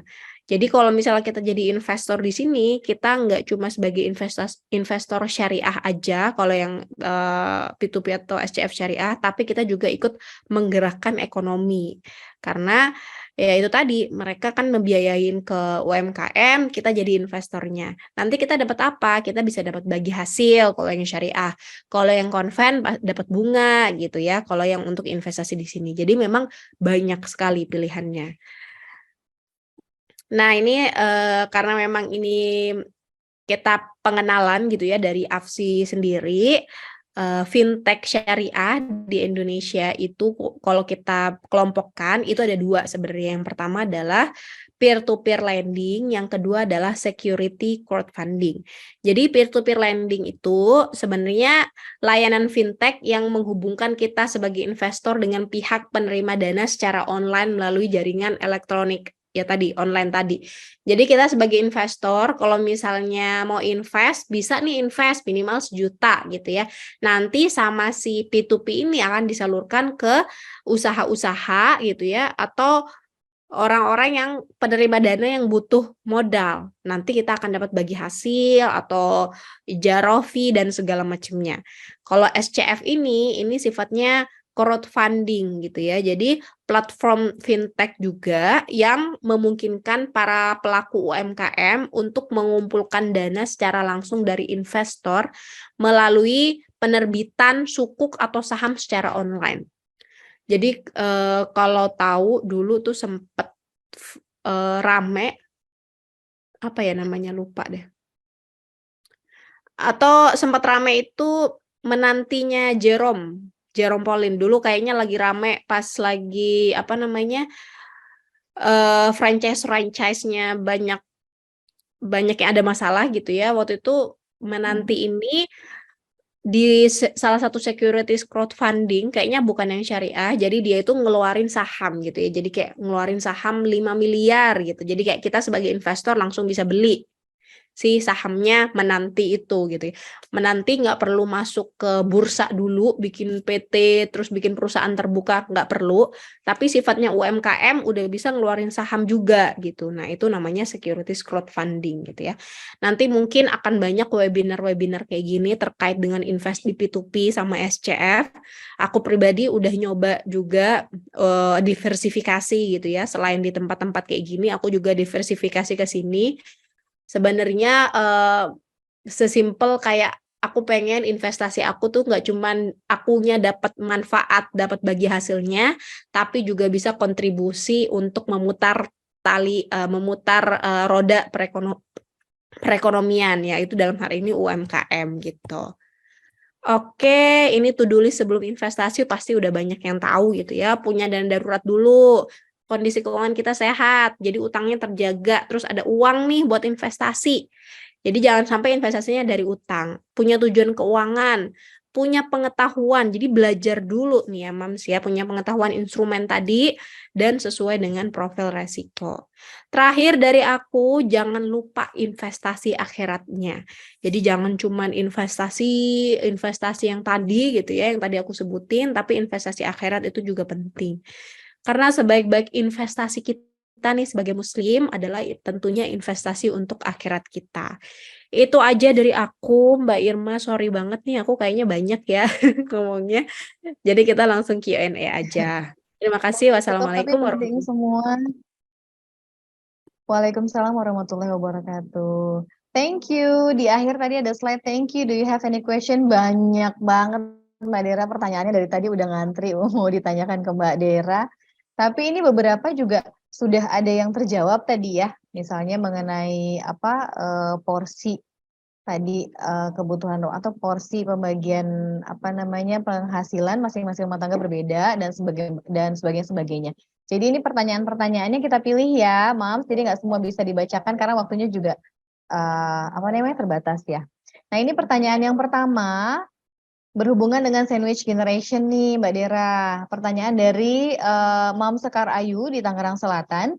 Yaitu sebagai sandwich generation, apakah ada hitungan atau rumusan? Misalnya maksimum berapa persenkah yang bisa kita sisihkan dari penghasilan kita untuk membantu keluarga besar atau membantu orang tua. Supaya kedepannya cash flow kita sendiri itu bisa lebih aman dan damai sejahtera. Mungkin boleh langsung dijawab aja Mbak, silakan. Oke. Kalau ngomongin sandwich generation nih Mbak Irma, sebenarnya kalau aku bilang ini nih tingkatannya banyak banget.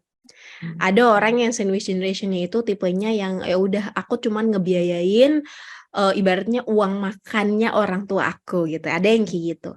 Tapi ada yang sandwich generation yang sampai dia ngebiayain semuanya kebutuhan rumah tangga dan sampai ngebayarin hutang orang tua juga itu ada gitu ya. Jadi emang sandwich generation ini lebar banget gitu ya. Berarti kayak tingkatannya itu banyak banget gitu ya. Nah, kita tipe sandwich generation yang seperti apa nih? Nah, itu kita harus tahu dulu. Dan untuk tahu itu, kita harus tahu juga kebutuhan orang tua yang nggak bisa mereka penuhin dan harus kita bantu. Dalam artian, oh oke, orang tua kita sebenarnya pensiunan PNS nih, tapi karena dia masih punya hutang pensiunan, jadi uang pensiunan PNS-nya itu nggak diterima full, cuma diterimanya 1 juta. Ini ada kasus kayak gitu juga. Jadi walaupun pensiunan PNS dua-duanya nggak bisa terima full karena ngambil hutang pas mau pensiun, jadi yang diterima cuma 1 juta. Hidup 1 juta nggak cukup kan gitu ya, untuk bayar apa? Untuk makan, bayar listrik, dan segala macamnya nggak cukup. Jadi kita sebagai anak mau ngebantu nih, oke, berarti ngebantunya yaitu untuk biaya makan dan biaya listriknya. Nah, ini kita juga harus tahu nih kebutuhan orang tua kita berapa. Misalnya nih kurangnya 2 juta, berarti untuk hidup mereka butuhnya 3 juta. Oke, berarti kita bantunya di 2 juta gitu ya. Jadi taunya si 2 juta itu tadi. Jadi kita baru nih bikin budgeting ke kita tahu oke bahwa ngebantu orang tua ini 2 juta. Kalau misalnya nih ya, Mams ya, misalnya dengan kita bantu orang tua kita 2 juta, kita nggak bisa untuk bikin budget sedekah di luar, nggak apa-apa. Infak dan sedekah terbaik itu buat keluarga kita, buat orang tua kita gitu ya. Jadi jangan sampai mikir bahwa, wah saya sandwich generation udah nggak bisa sedekah lagi di luar. Loh, kamu tuh udah sedekah sebaik-baiknya sedekah loh kepada orang tua gitu. Jadi memang itu yang harus kita sadari dulu gitu. Yang pertama adalah terkait dengan kebutuhannya mereka gitu ya. Terus yang kedua, kalau misalnya nih kita berada di tingkatan sandwich generation yang tadi aku bilang, kita bayarin sehari-hari sampai bayarin hutang gitu ya, itu kan cukup berat ya buat sandwich generation yang kayak gini gitu. Nah, ini kita juga menurut aku harus omongin ke saudara-saudara kita juga. Jadi jangan sampai cuma memberatkan di kita pribadi. Kalau misalnya kita punya saudara, omongin sama saudara kita. Yuk kita gimana nih bantuin keluarga kita gitu ya. Kalau misalnya kita bisa bareng-bareng, tentunya kan saling meringankan satu sama lain. Dan tentunya kalau misalnya nih seperti itu, kita juga harus ngasih edukasi ya sama orang tua. Bahwa nih orang tua nih udah pensiun, udah nggak ada kerjaan misalnya. Jadi untuk hutang-hutang gitu ya, itu stop dulu gitu ya. Kenapa? Karena kita juga tentunya ada kebutuhan-kebutuhan lain gitu ya. Jadi jangan hutang dulu, nggak boleh hutang segala macam. Nah itu juga harus kita edukasi ke orang tua. Jadi kalau kita udah teredukasi masalah kayak gini, jangan cuma diem di diri kita sendiri, edukasi juga orang tua. Karena mungkin orang tua tuh nggak banyak yang tahu, pas mau pensiun dia baru ngambil hutang baru. Padahal kalau mau pensiun nih, itu malah kita harus bebas dari hutang gitu. Bukan malah pas mau pensiun kita ngambil hutang baru gitu ya. Kadang kan orang tua kita itu nggak tahu ya, maksudnya dalam artian gini, pas mau pensiun mikirnya nanti pensiun kerja apa ya, akhirnya uang pensiunan itu dibikin usaha gitu ya, padahal dia nggak pernah punya pengalaman usaha gitu ya. Akhirnya apa? Akhirnya usahanya mungkin nggak bisa sukses karena dia nggak berpengalaman dan uang pensiunannya habis. Ujung-ujungnya juga nggak bisa ngebiayai buat dirinya sendiri kayak gitu. Jadi edukasi itu juga penting ya buat orang tua kita. Tadi balik lagi gimana caranya bikin budgetingnya. Tadi yang pertama tentunya dengan kita ngobrol juga ke orang tua. Kalau kita sandwich generation itu kita ngasihnya kebutuhannya mereka berapa. Kalau kita udah tahu nih, kalau misalnya tadi 2 juta, ya berarti kita balikin lagi ke budgeting kita pribadi. Nggak apa-apa kalau kita nggak punya budget untuk sedekah keluar gitu ya. Kalau masih punya budget sedekah keluar ya lebih bagus lagi. Kalau misalnya nggak punya ya nggak apa-apa gitu ya. Yang 2 juta itu jadiin ibaratnya budget sosial kita buat sedekah ke orang-orang terdekat, which is orang tua kita. Gitu kurang lebih Mbak Irma. Baik, terima kasih penjelasannya Mbak Dira. Semoga bisa menjawab pertanyaannya Mam Sekar ya. Semangat untuk para sandwich generation di luar sana. Tetap masih bisa berbakti sama orang tua ya. Semangat. Pertanyaan selanjutnya Mbak dari Mam Hanum di Semarang. Mam Harum di Semarang. Yang pertama ada 3 pertanyaan nih. Yang pertama, investasi instrumen keuangan apa saja yang dapat membuat saya mendapatkan kenyamanan keuangan dan distribusi keuangan yang sesuai dengan syariah financial planning sehingga kita tetap dapat memberi dan bersedekah sampai dengan hari tua nanti. Kedua, sebaiknya instrumen keuangan apa saja yang dapat digunakan sebagai instrumen untuk menyimpan dana darurat. Yang ketiga, asuransi apa saja yang sebaiknya diikuti dan prioritaskan sebagai keamanan keuangan. Begitu Oke, pertanyaannya. ya banyak ya dari Mam Harum ya. Mam Harum, Yang, betul. oke, yang pertama adalah kita investasi nih. Untuk memilih investasi ini, kita harus tahu dulu kita tipikal investor yang seperti apa. Apakah kita termasuk nih orang-orang yang takut sama resiko? Kalau investasi itu nggak mau uang kita hilang gitu ya, maunya pokoknya yang aman deh. Pokok kita investasi 5 juta, kita nggak mau hilang 5 juta kita aman. Berarti kita termasuk investor yang risk averse, takut sama resiko gitu ya.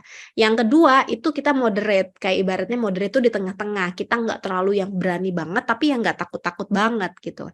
Nah yang ketiga ini tipe yang risk taker. Kita suka sama resiko. Kita berani ambil resiko karena apa? Karena kita yakin kita mungkin akan dapat return yang lebih tinggi karena kita berani ambil resiko.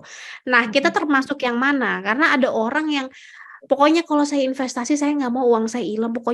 Pokoknya saya mau yang benar-benar saya nggak perlu stres gitu ya.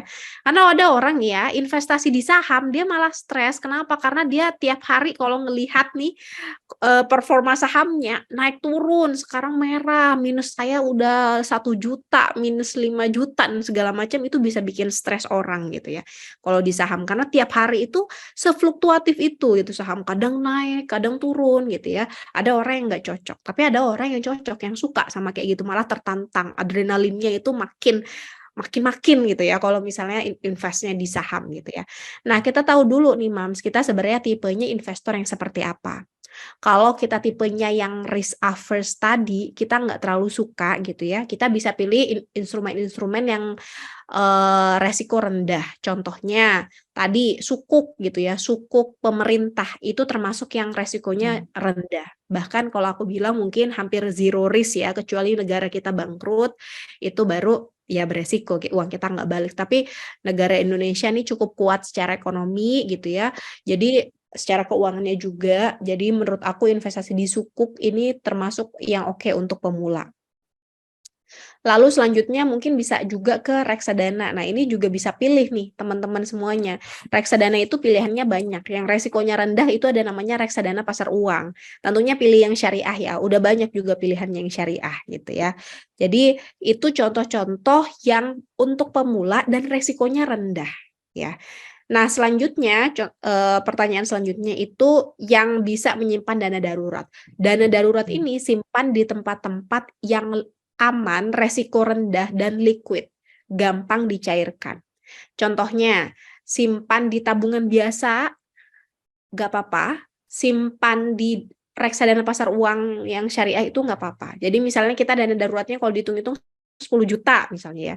Taruh 50%-nya, 5 jutanya di tabungan biasa, 50%-nya kita taruh di reksadana pasar uang. Kalau menurut aku jangan taruh, bukan menurut aku ya, theoretically jangan taruh di instrumen yang resikonya tinggi. Contohnya saham. Kita punya dana darurat nih 10 juta, taruh di saham boleh nggak? Nggak, jangan. Kalau tiba-tiba kita butuh, terus misalnya uang kita lagi minus gitu ya, mau jual, rugi 20%, 10% ya, nanti kita bisa jadi meringis gitu. Jadi jangan taruh di situ. Taruh di tempat-tempat yang tadi ya aman, liquid.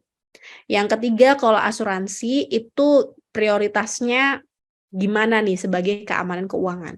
Kalau asuransi ini sebenarnya ada 2 yang utama. Yang pertama ya untuk kesehatan. Kesehatan itu ya minimal kita punya lah BPJS. Yang kedua itu jiwa ya, asuransi jiwa, proteksi jiwa untuk pencari nafkah utama. Kita ini sebenarnya melindungi buat kita ya, ibu rumah tangga ya, Mams ya. Ibu-ibu maksudnya, bukan cuma ibu rumah tangga. Jadi kalau misalnya keuangan kita udah mulai stabil, cash flow kita udah mulai sehat, coba mungkin pertimbangkan untuk bisa beli proteksi jiwa yang syariah ya untuk kepala keluarga, pencari nafkah utama, which is dalam hal ini suami. Kalau misalnya kita nggak ngarepin lah ya, kita nggak ngarepin misalnya suami kita meninggal dalam waktu dekat, tapi kok kita nggak pernah tahu gitu ya, kita nggak pernah tahu ajal seseorang. kalau misalnya nih ditinggal, kita tuh ibaratnya masih ada backup keuangan untuk membiayai kebutuhan masa depan, untuk sekolah anak dan segala macamnya. Aku pernah kedatangan klien, jadi dia itu ditinggal suaminya, ini mbaknya masih muda, masih umur 33 kalau nggak salah, udah punya 3 anak, tapi dia ditinggal suaminya pas COVID kemarin. Dia kerja nih, si Mbak ini kerja di salah satu BUMN, which is dia juga udah punya gaji gitu ya. Tapi dia ketika ditinggal sama suaminya, kelabakan, suaminya ini wira swasta, punya usaha. Kelabakan gitu ya, sampai minus uangnya, tiap bulan selalu minus, akhirnya datang ke aku gitu ya, sebagai financial planner. Nah, dari situ aku selalu bilang bahwa ke orang-orang gitu ya, untuk kalau udah kita keuangan mulai stabil nih, udah bisa hitung-hitungan kira-kira udah bisa beli belum gitu ya, proteksi jiwa beli dulu gitu. Jadi memang itu untuk hal-hal yang nggak kita duga, dan itu sebenarnya termasuk salah satu ikhtiar kita untuk menjaga keberlanjutan hidup kita dan anak-anak kita. Jadi tujuannya itu buat siapa ya? Buat anak-anak, supaya anak-anak bisa tetap sekolah gitu ya. Sampai ibaratnya untuk mereka sampai setidaknya lulus sampai S1 dan segala macamnya gitu. Itu ya untuk yang asuransi atau yang proteksi kesehatan, yang kedua untuk yang jiwa. Gitu Mbak Irma. Baik. Langsung aja kalau gitu ke pertanyaan berikutnya ya, Mbak Dira, karena memang antriannya panjang banget ini. Mudah-mudahan sudah terjawab tadi ya pertanyaan dan jawaban yang diberikan oleh Mbak Dira. Sekarang kita lanjut ke Mam Fajriatus Suraya. Beliau tinggal di Kediri, di Regional Jawa Timur ya, Mam Akademi Regional Jawa Timur. Pertanyaannya, yang pertama, bagaimana cara mengelola keuangan yang sesuai dengan kondisi sendiri seperti ibu rumah tangga yang sudah tidak bekerja tapi hanya mengandalkan penghasilan suami. Kemudian, apakah wajar jika segala urusan seperti kondisi keuangan keluarga, misalnya pemasukan dan pengeluaran setiap harinya, diserahkan semuanya kepada istri? Yang pertama. Yang kedua, perlukah kita mencatat setiap hari pengeluaran bagi ibu rumah tangga dan bagaimana caranya agar tetap konsisten dalam mengelola keuangan agar bisa menyisihkan sebagian pendapatan yang diberikan suami sehingga itu tidak menjadi sia-sia? Begitu, Mbak. Silakan. Ini kaitannya dengan bijak dalam merencanakan keuangan untuk keluarga kecil ya. Oke, Silakan. yang pertama, kalau misalnya nih kita nggak kerja, kita jadi ibu rumah tangga gitu ya, gimana cara ngelolanya? Jadi sebenarnya ada banyak cara, pengelolaan keuangan rumah tangga nih. Ada tipenya yang suaminya itu ngasih semuanya ke istri, "Ini semuanya kamu kelola ya," gitu ya, itu boleh-boleh aja, kan kalau kita udah Ya, sepakat gitu ya. Jadi mayoritas kalau tadi begitu ya. pertanyaannya tadi pertanyaannya dari, Mom Fajriatus, wajar nggak sih kalau misalnya pemasukan pengeluaran setiap harinya diserahkan semuanya kepada istri? Ya nggak apa-apa, kan udah sepakat, suami istri udah sepakat. Jadi ya wajar-wajar aja. Jadi dalam mengelola keuangan sebenarnya nggak ada salah, nggak ada benar. Jadi yang ada adalah kita sesuaikan sama kondisi masing-masing dan kita udah sepakat nih sama suami dan istri gitu ya.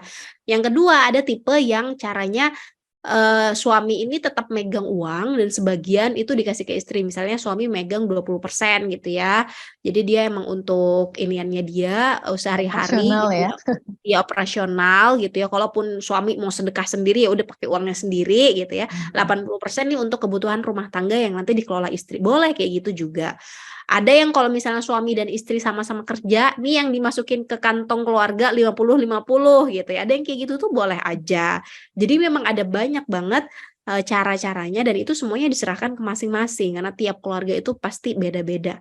Yang paling penting tentunya komunikasi keuangan ya. Jadi jangan sampai nih sebenarnya kita mikirnya nih suami aku nih kayaknya udah nyiapin dana pendidikan anak nih. Jadinya kalau aku kerja jadi nggak perlu lagi nih nyimpen buat dana pendidikan anak. Itu kan ibaratnya kayak kita kayak nggak komunikasi, tapi berekspektasi suami kita udah nyiapin padahal kita nggak nanya gitu. Jadi akhirnya kita gaji kita sendiri, gaji istri ini dipakai buat jalan-jalan, shopping dan segala macam. Akhirnya pas anaknya mau sekolah, ditanyain ke suami nyiapin nggak nyiapin juga gitu ya. Kenapa? Karena nggak ada komunikasi. Jadi harus komunikasi. Kalau sama-sama kerja ataupun salah satu aja yang kerja, itu tetap harus ada komunikasi keuangan. Siapa yang ngelola? Apa aja tujuan keuangan keluarga kita? Apa aja yang jadi prioritas? Kayak gimana nih pembagiannya dan segala macam itu harus diobrolin. Jadi wajar-wajar aja ya buat Mbak Fajriatus gitu ya. Itu semuanya diserahkan ke masing-masing. Kalau semuanya kita yang pegang 100% nih, suami udah percaya sama kita, tentunya kan kita juga punya amanah ya gitu ya. Kita punya amanah dan jangan disia-siakan. Ibaratnya kita buktikan bahwa kita ini bertanggung jawab gitu ya terhadap uang yang dipasrahkan sama suami. Dengan cara apa? Ya udah kita ngatur dengan baik, kita bikin budget, kita tracking cash flow-nya, kita berapa persen ditabung dan segala macamnya gitu ya. Dan pastikan bahwa yang kita kelola itu udah sesuai sama obrolan sama pasangan. Misalnya kayak tujuan keuangan terdekat kita apa nih? Oh, mau nyekolahin anak, oh berarti simpanan yang terdekat, tabungan terdekat buat sekolah anak kayak gitu. Dan itu juga kalau menurut aku ya penting juga untuk ya obrolin, bikin waktu tea time gitu ya, atau misalnya tiap bulan sekali untuk ngobrol bareng sama suami. Nih untuk keuangan kita nih aku udah nabung segini nih kayak gitu. Jadi memang kita tetap harus ngobrol gitu ya. Nah, selanjutnya kalau nyatet pengeluaran itu gimana caranya agar bisa tetap konsisten dan menyisihkan sebagian pendapatan gitu ya, agar nggak sia-sia. Gimana? Nah, ini bukan susah ya. Sebenarnya untuk konsisten itu susahnya itu di awal aja. Sebulan, 2 bulan mungkin itu akan susah. Tapi kalau udah kebiasa, nih sebenarnya nggak akan susah nih. Ya, Mams ya. Jadi kalau dari aku pribadi, sebenarnya caranya mungkin yang agak mudah itu yang pertama kan kita harus bikin budget dulu ya. Untuk bikin budgeting, rencana pengeluaran, itu kita harus tahu dulu nih. Historically, kita nih kalau beli-beli makanan, kalau buat belanja dapur tuh habisnya berapa. Karena nggak mungkin kita bikin budget, tapi nggak sesuai sama kondisi kita. Kita ngelihat nih konten-konten orang bikin budgeting, ada orang yang makan dapur belanja dapur gitu ya tiap bulan 700.000. Kayak kayaknya aku juga bisa nih, akhirnya dipraktekin ke kita, nggak cocok. 700.000 nggak cukup buat kita. Kenapa? Karena kita tinggalnya di Jakarta, bahan-bahan mungkin lebih mahal, isi serumah lebih banyak gitu, anaknya 2 gitu ya, terus anaknya 2 itu lagi masa pertumbuhan semua tuh, makannya lagi banyak-banyaknya, kan nggak cukup gitu ya. Jadi memang harus sesuai sama kondisi kita. Jadi budgeting itu nggak boleh nyontek orang, harus sesuai sama yang kita gitu. Nyontek orang tuh boleh lah, kita nyontek gimana caranya dia meal plan gitu ya, gimana caranya dia ngatur belanja, misalnya 300.000 tuh buat belanja apa aja nih yang cocok gitu ya, itu boleh lah nyontek. Tapi kalau untuk berapa yang kita mau itu jangan, berapa yang kita butuhkan itu jangan nyontek orang, harus sesuai sama yang kita memang butuhkan gitu ya. Jadi seperti itu yang pertama yang kedua, pertanyaan kedua. Terus setelah bikin budget tentunya ya Mbak Irma, kita juga harus nyatet kan gitu ya, nyatet untuk memastikan nih sebenarnya yang kita budgeting itu udah sesuai atau belum gitu ya, udah sejalan belum sama yang kita rencanakan. Nah, nyatet itu udah sekarang toolsnya banyak banget, bisa nyatet di kertas gitu ya. Kalau misalnya ibu-ibu taruh aja tuh di deket dapur atau di pintu kulkas, abis belanja tulis aja. Gitu ya. Biasanya kalau aku dulu kayak gitu. Habis belanja di tukang sayur depan rumah, misalnya berapa tuh, 20.000, 22 gitu ya, tulis aja di pintu kulkas. Atau kalau sekarang yang suka aplikasi, itu udah banyak juga aplikasi, kan tinggal sekarang kayaknya kita nggak akan jauh-jauh dari handphone ya, kayaknya semua orang tuh selalu deket lah ya dengan handphone, tulis aja di handphone itu juga bisa. Bergantung kita sukanya dan lebih cocoknya itu yang kayak gimana gitu ya. Karena ada juga ibu-ibu pokoknya saya sukanya dicatat ya, catat aja, nggak masalah gitu. Nah, itu mungkin pertama-pertama tuh susah buat konsisten, tapi percaya deh kalau misalnya kita udah lewatin sebulan gitu ya, itu udah pasti udah kebiasa gitu.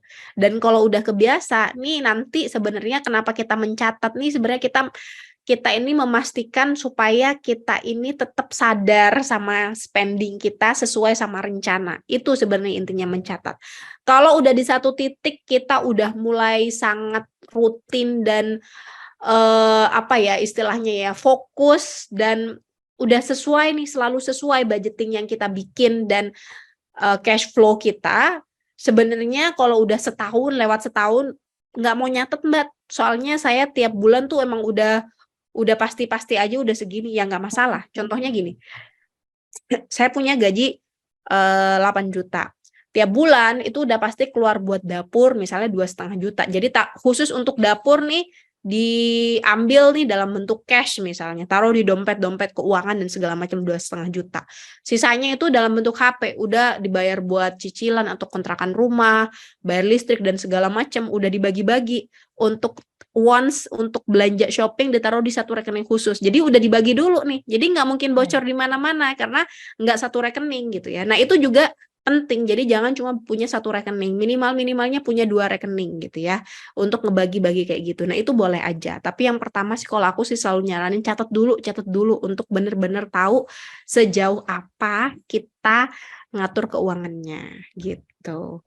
Nanti biasanya kalau seperti itu evaluasinya bersama dengan suami atau memang dari kita sendiri atau gimana sih Mbak? Evaluasi buat apanya nih? Pencatatan itu. Nah, kalau kayak gitu ini sebenarnya bisa jadi salah satu obrolan juga loh sama suami. Kadang kan kalau kita bikin quality time gitu ya sama suami, itu kan kita bisa ngobrolin apa aja termasuk keuangan. Nah, kalau mau bikin evaluasi, terus kita ngobrol bareng sama suami, itu menurut aku juga salah satu poin yang bagus. Jadi tiap bulan nih kita bisa lagi ngobrolin apa, misalnya kan kita tiap bulan tuh ngobrol bareng terkait dengan evaluasi sekolah anak dan segala macam.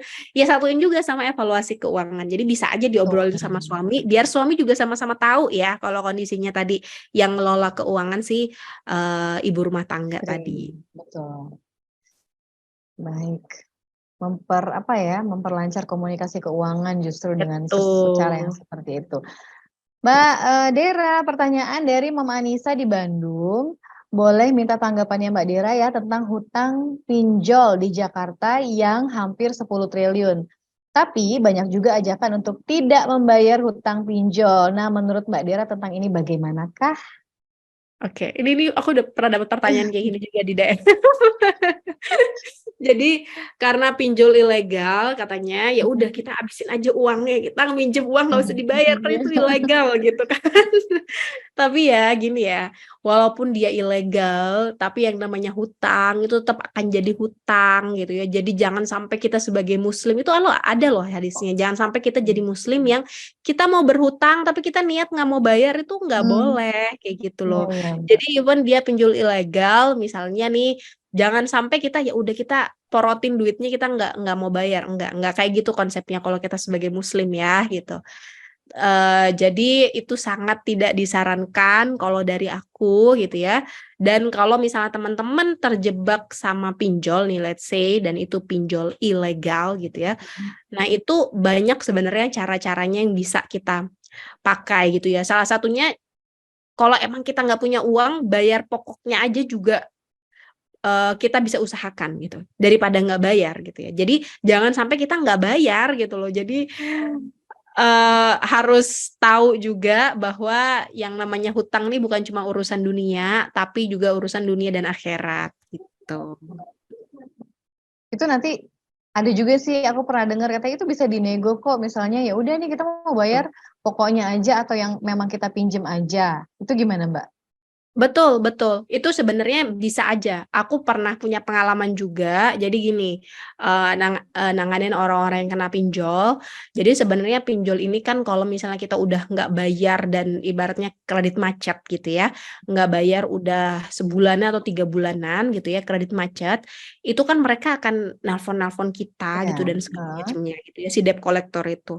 Kalau emang kita nggak punya dan nggak ada aset ya buat dijual gitu ya, kita udah nggak punya aset nih kecuali handphone emang kita buat usaha gitu ya, ya udah kita sebenarnya bisa aja negosiasi, dan itu sebenarnya bisa juga loh di bank, bisa juga kita lakukan untuk hutang-hutang yang ada di bank. Kalau memang kita udah nggak sanggup nyicil dan segala macamnya, itu istilahnya restrukturisasi hutang gitu ya, restrukturisasi kredit. Nah itu kita bisa negosiasikan nih sama si debt kolektornya. Boleh nggak, saya nggak sanggup nih, bisa usahanya lagi nggak lancar dan segala macam, yang awalnya misalnya nyicilnya 1 juta nyicil 500.000 dulu bulan ini, itu bisa diomongin sebenarnya. Dan misalnya nih bunganya udah kita nggak sanggup bayar dan ya udah emang bener-bener nggak sanggup gitu ya. Jadi dinego dan segala macamnya, emang ini nggak semudah yang kita omongin ya. Maksudnya kita juga kadang butuh bantuan profesional untuk kayak gini gitu ya. Dan segala macamnya untuk ya tadi kita bayar pokoknya aja. Nggak akan mudah mungkin yang pertama, tapi yakin gitu ya kalau kita udah niat pengen ngelunasin hutang itu pasti akan ada jalan dari manapun yang Allah kasih. Insya Allah kita bisa bebas dari hutang. Yang pastinya kita jangan jauh-jauh dari doa, tetap doa dulu lah kita ibaratnya ya sebelum usaha gitu. Dan ini bisa dilakuin juga kalau misalnya kita terjerat hutang di bank gitu ya. Kalau di bank malah lebih gampang karena bank itu kan under regulation ya, maksudnya ada di bawah regulasi gitu ya, dan udah jelas gitu ya regulasinya itu seperti apa. Jadi kalau misalnya kita udah nggak bisa bayar nggak bisa bayar dan kredit kita udah nggak lancar, itu bisa dinegosiasi pengurangan bunga lah gitu ya, perpanjangan tenornya gitu, itu namanya restrukturisasi dan itu bisa-bisa aja diusahakan. Baik. Terima kasih Mbak Dira jawabannya. Terima kasih juga Mama Anissa atas pertanyaannya. Kita berlanjut ke pertanyaan berikutnya. Ini 2 pertanyaan terakhir ya. Dari Mam Bunga di Regional Bekasi Timur. Ini 2 terakhir tapi pertanyaannya juga tetap banyak. 1, 2, 3 soalnya. Mbak Dera, yang pertama, dana darurat dikatakan sudah aman kalau sudah bagaimana? Kemudian 2, apa bedanya dana darurat dengan sinking fund? Yang ketiga, apa yang harus dimulai dahulu ya? Kondisinya begini, saya dan suami bekerja, alhamdulillah penghasilan bertambah dari sebelumnya, tapi kok dirasa pengeluaran malah semakin meningkat ya? Bagaimana mengelola keuangan yang baik dan sebaiknya pembagian untuk biaya hidup, investasi dan lain-lain berapa persen? Silakan Mbak Oke. Ira. Nanti kalau lupa diingetin lagi ya Mbak Irma. Yang Ya. pertama terkait dana darurat. Dana darurat tadi 3 sampai dengan 6 kali. Teori-teori di luar itu sebenarnya banyak yang kalau punya anaknya kalau udah punya anaknya 1 gitu ya, itu 9 kali. Terus kalau misalnya anak lebih dari 1, 12 kali gitu ya. Tapi sebenarnya kalau kita lihat dari FPSB itu di angka 3 sampai 6 kali. Kenapa? Karena sebenarnya kalau misalnya kita terlalu banyak juga di dana darurat, itu uangnya sebenarnya jadinya nggak produktif karena kita nggak bisa puterin ke investasi gitu ya. Jadi kalau dari aku sih sebenarnya ya 3 sampai 6 kali. Kecuali ada orang-orang yang memang pekerjaannya sangat beresiko dan memang dia butuh dana darurat lebih dari 6 kali. Contohnya tadi freelancer. Freelancer ini kan kadang nggak bisa ketebak ya, income-nya naik turun, nggak kayak orang-orang yang kerjanya sebagai PNS ataupun kerja di BUMN gitu ya. Jadi memang harus bikin dana darurat lebih dari 6 kali. Boleh 9 kali, boleh 12 kali juga. Jadi kalau aku sebenarnya nyiapin dana darurat itu berdasarkan tipe jenis kerjaan kamu gitu ya. Kalau makin beresiko ya makin banyak gitu ya. Jadi seperti itu. Kalau misalnya nih pengeluarannya udah let's say 5 juta atau 6 juta deh per bulan, berarti dana darurat minimal yang harus dipunya itu 6 kali 3, 18 juta, atau ya aman-amannya jangan sampai di batas minimal lah, di range 18 juta sampai dengan 30 juta. Jadi misalnya 20 juta, 22 itu juga masih aman, itu dana darurat yang aman gitu ya, 3 sampai 6 kali. Yang kedua, bedanya dana darurat sama sinking fund itu apa? Sinking fund ini sebenarnya istilah yang banyak dipakai di perusahaan. Sebenarnya nggak banyak dipakai di personal finance. Tapi akhir-akhir ini banyak ya kreator-kreator yang konten kreator itu yang bikin istilah sinking fund. Sinking fund ini sebenarnya pengeluaran yang sifatnya tahunan yang nggak masuk di budget bulanan. Kayak tadi aku bilang bikin budget tahunan, nah itu sinking fund, orang bilang yang lainnya ya, orang lainnya bilang sinking fund gitu ya. Contohnya tadi apa? Bayar pajak, terus kurban, zakat, terus mau THR, pulang kampung gitu. Itu kan pengeluaran tahunan, itu sinking fund gitu ya. Nah, itu beda sama dana darurat. Kenapa? Karena yang sifatnya tadi yang aku sebutkan itu udah pasti terjadi dan kita udah tahu nih itu akan terjadi. Jadi bayar pajak tuh bukan kondisi darurat, bukan. Itu udah pasti terjadi gitu loh. Jadi makanya kita harus siapkan. Bikin budget itu nggak cuma budget bulanan, tapi budget yang sifatnya tahunan itu juga kita harus tahu. That's why orang-orang kan nyiapinnya sifatnya sinking fund gitu katanya. Jadi dia selain nabung buat dana darurat, dia nabung juga buat sinking fund-nya dia gitu ya, which is tadi pengeluaran yang sifatnya tahunan. Nah, itu boleh aja caranya yang seperti itu. Jadi dia selain dibagi buat dana darurat, buat sinking fund-nya juga boleh gitu ya. Atau ada orang yang kerjanya dia itu dapat tiap tahun tuh dapat THR, dapat bonus gitu ya. Jadi untuk yang sifatnya budget tahunan, pengeluaran tahunan, sinking fund tadi, dia ngambil dari THR atau bonusnya. Nah, itu juga bisa kayak gitu. Jadi memang banyak lah caranya gitu ya untuk ngumpulin budget pengeluaran tahunan kita. Apapun caranya, yang paling utama tuh kita tahu dulu kira-kira tiap tahun tuh kita ngeluarin apa aja sih yang di luar pengeluaran bulanan kita. Nah, itu juga kita harus catat dan kita harus tahu nominalnya berapa gitu ya. Nah, pertanyaan ketiga adalah sama-sama kerja. Terus gimana, Mbak? Tapi dirasa pengeluarannya malah makin meningkat gitu loh, Mbak, malah makin Oke. banyak. Nah, itu Kemudian gimana cara mengelolanya dan sebaiknya pembagiannya gimana nih untuk biaya hidup, investasi dan lain-lain?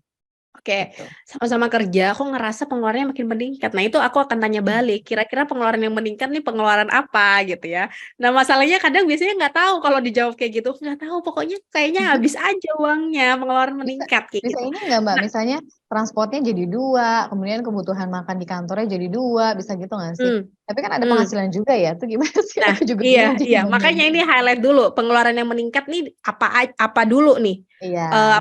posnya. Kalau posnya tadi yang Mbak Irma bilang, oh transportnya jadi 2, makannya jadi 2 misalnya, berarti itu sebenarnya hal yang sifatnya basic gitu, basic need, dan itu sebenarnya nggak apa-apa gitu ya. Jadi memang harus tahu dulu nih pos-pos pengeluaran kita. Kalau pengeluaran kita income kita bertambah, pengeluaran kita bertambah itu sebenarnya wajar aja. Tapi yang jadi nggak wajar ketika pengeluaran kita itu bertambah untuk hal-hal yang sifatnya banyakan buat wants, gaya hidup, dan lain sebagainya. Kalau sifatnya basic needs kayak tadi Mbak Irma bilang, buat transport, terus makan, jadinya berdua gitu ya, itu nggak masalah gitu ya. Atau untuk pengeluaran yang sifatnya ningkatin kualitas hidup. Contohnya gini, dulu pas satu orang kerja, suami kerja, kita tuh nggak pernah ke dokter gigi. Tapi pas 2 orang nih kerja, suami istri kerja, jadi kita rutin nih ngontrol ke dokter gigi gitu ya, bawa anak ke dokter gigi. Nah, itu sifatnya kan ningkatin kualitas hidup. Dulu nggak pernah dilakuin karena nggak ada uangnya, tapi akhirnya dilakuin karena kita punya uang gitu. Jadi kayak ada pengeluaran yang bertambah karena peningkatan kualitas hidup. Nah, itu boleh aja kayak gitu. Nah, selanjutnya contohnya adalah peningkatan kualitas hidup tuh seperti apa ya? Contohnya kalau dulu misalnya makan tuh ya dihemat-hemat banget gitu ya.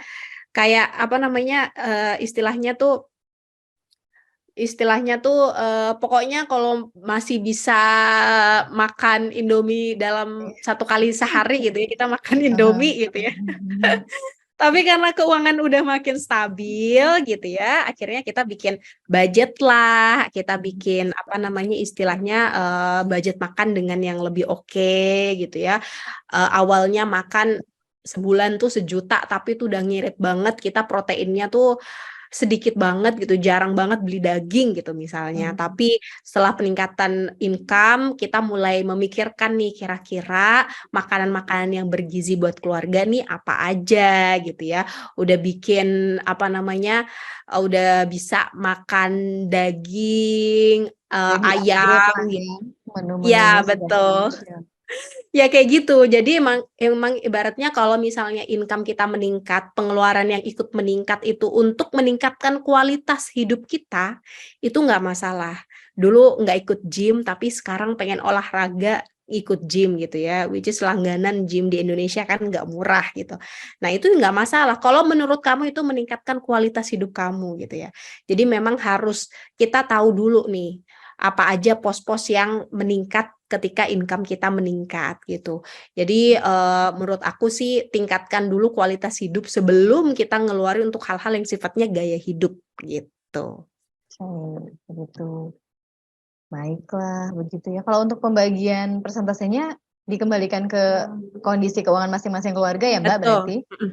Nggak ada bakunya. Jadi kalau nanya persentase ke aku, sebenarnya aku nggak bisa jawab karena pengeluaran tiap orang kayak Mbak Irma nih sama aku aja pasti beda kan. Sifat Iya. income-nya mungkin beda. Aku yang misalnya freelancer gitu ya, tiap bulan nih beda-beda income-nya gitu ya, sama Mbak Irma mungkin akan beda, tipe pengeluarannya juga akan beda. Jadi nggak bisa kita langsung oh ya pokoknya nanti 20% ya buat investasi, nggak bisa juga gitu ya. Jadi harus tahu dulu kita kondisinya yang seperti apa, baru nanti akan ketahuan nih sebenarnya buat investasi kita bisanya berapa persen dari income kita gitu. Jadi idealnya untuk masing-masing orang berbeda ya Mams ya. Betul, Gitu. betul. Baik, ini pertanyaan pamungkas untuk seminar kita hari ini dari Mom Atika Fajar Kusuma di Jakarta. Pertanyaannya, apa saja financial check up yang harus dievaluasi mengingat 5 bulan lagi kita udah ganti tahun nih, udah masuk ke tahun 2024. Gimana tuh Mbak Dera? Ya Allah, nggak berasa ya. Gak berasa banget ya.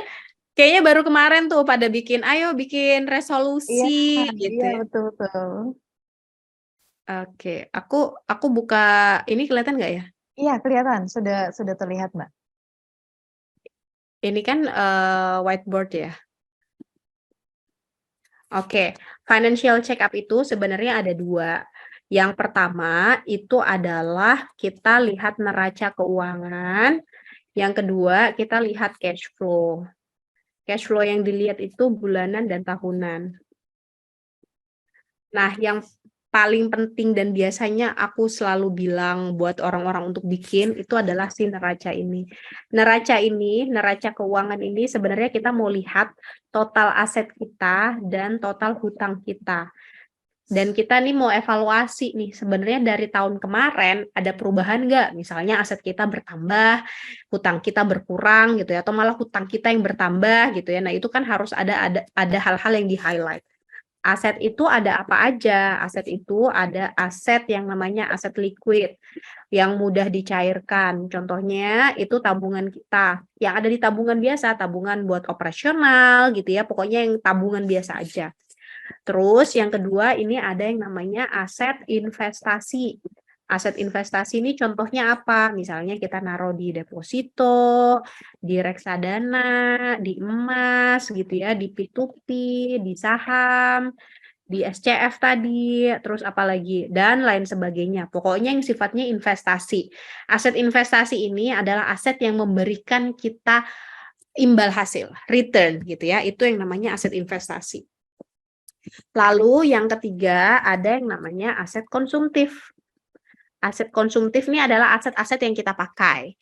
Contohnya adalah rumah. Rumah itu adalah aset konsumtif ya, karena rumah yang kita pakai itu tidak memberikan return dan ya udah kita pakai. Kecuali rumah kontrakan, itu ada di aset investasi ya. Ya. Jadi rumah itu aset iya, tapi dia termasuk aset konsumtif gitu ya. Nah, selanjutnya misalnya motor, mobil, tas branded gitu ya, misalnya itu aset konsumtif. Di sisi lain, kita juga akan melihat hutang kita. Hutang konsumtif kita berapa. Yang kedua adalah hutang yang non konsumtif. Orang sih bilang hutang produktif ya, tapi kalau KPR sih aku nggak bisa bilang itu hutang produktif. Hutang konsumtif nih contohnya ya kredit card gitu ya, pay letter, terus hutang mobil, kendaraan gitu ya. Yang ini contohnya misalnya buat KPR, terus usaha gitu itu boleh. Itu termasuk di sini. Nah, nanti kita akan melihat nih sebenarnya nih tahun kemarin di 2023 gitu ya. Nah, ini biasanya aku lakukan setiap akhir tahun atau awal tahun untuk ngecek, untuk evaluasi sebelumnya. Pas kemarin 2023, oh aku punya aset, total asetnya let's say misalnya adalah 400 juta gitu misalnya ya. Terus hutangnya punya nggak punya hutang, berarti total asetnya 400 juta. Pas di tahun berikutnya, pas kita ngecek lagi, oh asetnya itu berkurang gitu ya, berkurang jadi berapa? Jadi misalnya 100 juta. Kenapa kok berkurang gitu ya? Misalnya yang 300 jutanya kemarin dipakai buat daftar ONH plus, let's say ya. Kan sekarang daftar ONH plus juga udah mahal. Jadi yang 300 juta, oh ada alasan buat daftar haji. Jadi masuk ke aset juga nggak masuk, hutang juga nggak masuk, tapi di total aset kita berkurang gitu ya. Jadi ada evaluasi sebenarnya. Nah, misalnya nih yang 400 juta sebelumnya itu adalah hutang yang nilainya 200 juta. Nah, di tahun depannya pas kita evaluasi, hutang kita bertambah 250 juta dari hutang mobil misalnya. Oh, berarti ini kan harus ada yang dievaluasi nih. 250 juta per 400 juta ini kan lumayan ya gitu ya, udah lebih dari 50% gitu dibandingkan aset kita. Nah, ini hal-hal yang menurut aku penting banget untuk dievaluasi dan melihat bahwa budgeting yang kita lakukan itu sukses ketika kita melihat si neraca ini.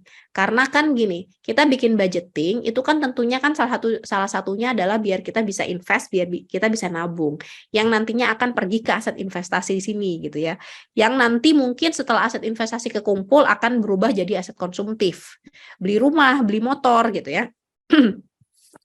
Jadi kalau misalnya nih tahun kemarin asumsi nggak ada pengeluaran-pengeluaran yang sifatnya besar kayak tadi daftar haji, asetnya kemarin misalnya totalnya 100 juta, tahun depan 130 juta, berarti ada peningkatan 30 juta gitu ya. Nah, itu nanti bisa dievaluasi juga. Kira-kira ke tahun depannya apa aja nih yang bisa kita tingkatin buat aset investasi. Nah, hal-hal kayak gitu juga harus dievaluasi gitu ya, terkait dengan financial check up. Yang kedua pastinya ini terkait dengan cash flow. Tadi aku udah ngomong banyak terkait dengan cash flow bulanan dan tahunan. Jadi memang itu juga harus dievaluasi. Karena banyak orang yang cuma fokus ke cash flow yang bulanan tapi nggak fokus ke cash flow yang sifatnya tahunan gitu ya. Nah, ini juga harus dievaluasi. Kayak gitu kurang lebih Mbak Irma terkait dengan financial check up-nya. Masya Allah, ini pertanyaannya sudah terjawab Mama Atika Fajar Kusuma, tapi pertanyaan ini juga merupakan jawaban yang ditunggu oleh semua moms ya. Mudah-mudahan tahun depan perencanaan keuangan kita semua nih Moms setelah menyimak materi pada hari ini bisa lebih baik lagi, kemudian juga bisa diterapkan, jangan cuma didengerin aja kali ya Mbak Dera ya, tapi juga bisa kita terapkan dalam kehidupan kita sehari-hari. Begitu, Mbak Dera terima kasih banyak loh ilmunya dan juga sharing materinya hari ini Moms. Dari tadi ini antusias sekali menyimaknya, pertanyaannya juga sebenarnya masih panjang banget Mbak, cuma karena emang terbatas sama waktu, mungkin nanti insya Allah mudah-mudahan ada sesi-sesi berikutnya kali ya, kita colek dulu Bu Mahaning. Mudah-mudahan ya Bu, nanti kita bikin sesi-sesi berikutnya. Amin. Baiklah, terima kasih untuk Mbak Dera, terima kasih dari Afsi juga. Saya umumkan dulu ya pemenang dari Zoominar kita pada hari ini. Yang pertama itu ada untuk 3 e-wallet. Yang pertama, Mam Sekar Ayu dari Tangerang Selatan. Kemudian yang kedua, Mam Harum dari Semarang. Dan yang ketiga, Mam Fajriatus Suraya dari Mumajatim ya, Kediri. Selamat. Kemudian pemenang 3 hampers adalah Mam Anissa dari Bandung, kemudian Mam Bunga dari Bekasi Timur, dan juga Mam Atika Fajar Kusuma dari Jakarta. Baik, untuk pemenang boleh hubungi ke nomor yang mana? Boleh dibantu Mam Rianti atau Mam Lala. Silahkan untuk mengklaim hadiahnya. Ke slide sebentar ya, kita tunggu slide-nya ya. Mam Irma boleh di chat aja kali ya nanti ya. Baik, nanti Oke. kita akan umumkan kontaknya di mana untuk bisa mengklaim hadiahnya. Ada di chat Zoom ya. Aku boleh sebutin sedikit, boleh Mam dihubungi di 0812 8381 1145. Sekali lagi di 0812 8381 1145. Di Mom Academy Contact Center, nanti juga akan dituliskan di kolom komentar ya. Terima kasih sekali lagi untuk AFSI, Asosiasi Fintech Syariah Indonesia yang sudah bekerja bersama dengan Mom Academy menyelenggarakan Zoominar pada hari ini. Terima kasih juga untuk support dan semuanya, dan untuk narsum kita yang luar biasa, kece banget hari ini, Mbak Dera. Terima kasih atas waktunya, Terima atas kasih juga kesediaannya Mbak hadir. Irma. Iya, ada pesan terakhir atau ada yang mau disampaikan untuk para mam semua, Mbak? Terima kasih buat Afsi gitu ya dan Mama Akademi semuanya yang udah keren banget ngadain acara hari ini, dan buat semuanya ya Mams ya, banyak pertanyaan yang nggak terjawab. Tapi poin dari aku sih terakhir, sebenarnya ngelola uang itu mungkin awalnya susah, tapi insya Allah nanti seiring dengan berjalannya waktu kita akan mulai belajar nih dari ngelola uangnya, budgeting, cash flow, sampai investasi, dan itu akan mempermudah nih insya Allah hidup kita ke depannya. Karena kalau kita as a muslim kan kita ngelola uang buat apa sih, kan untuk kepentingan masa depan, itu kepentingan masa depan juga yang sifatnya ibadah ya.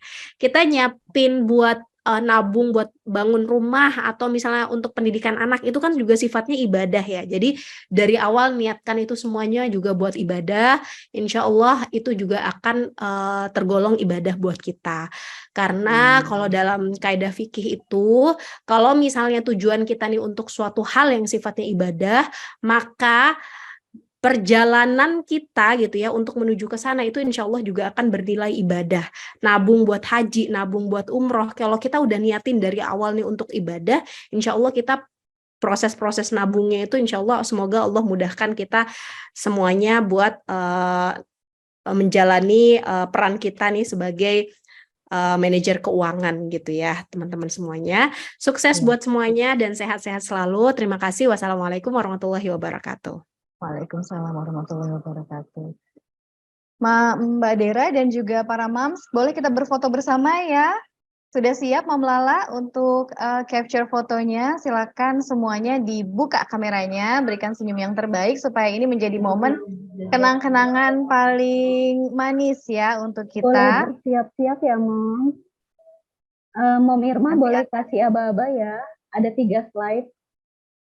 Baik, untuk slide yang pertama, boleh senyum, Mam. Kita akan langsung berfoto. 1, 2, 3. Boleh dilanjut, Mam Lala? Untuk slide yang kedua. 1, 2, 3.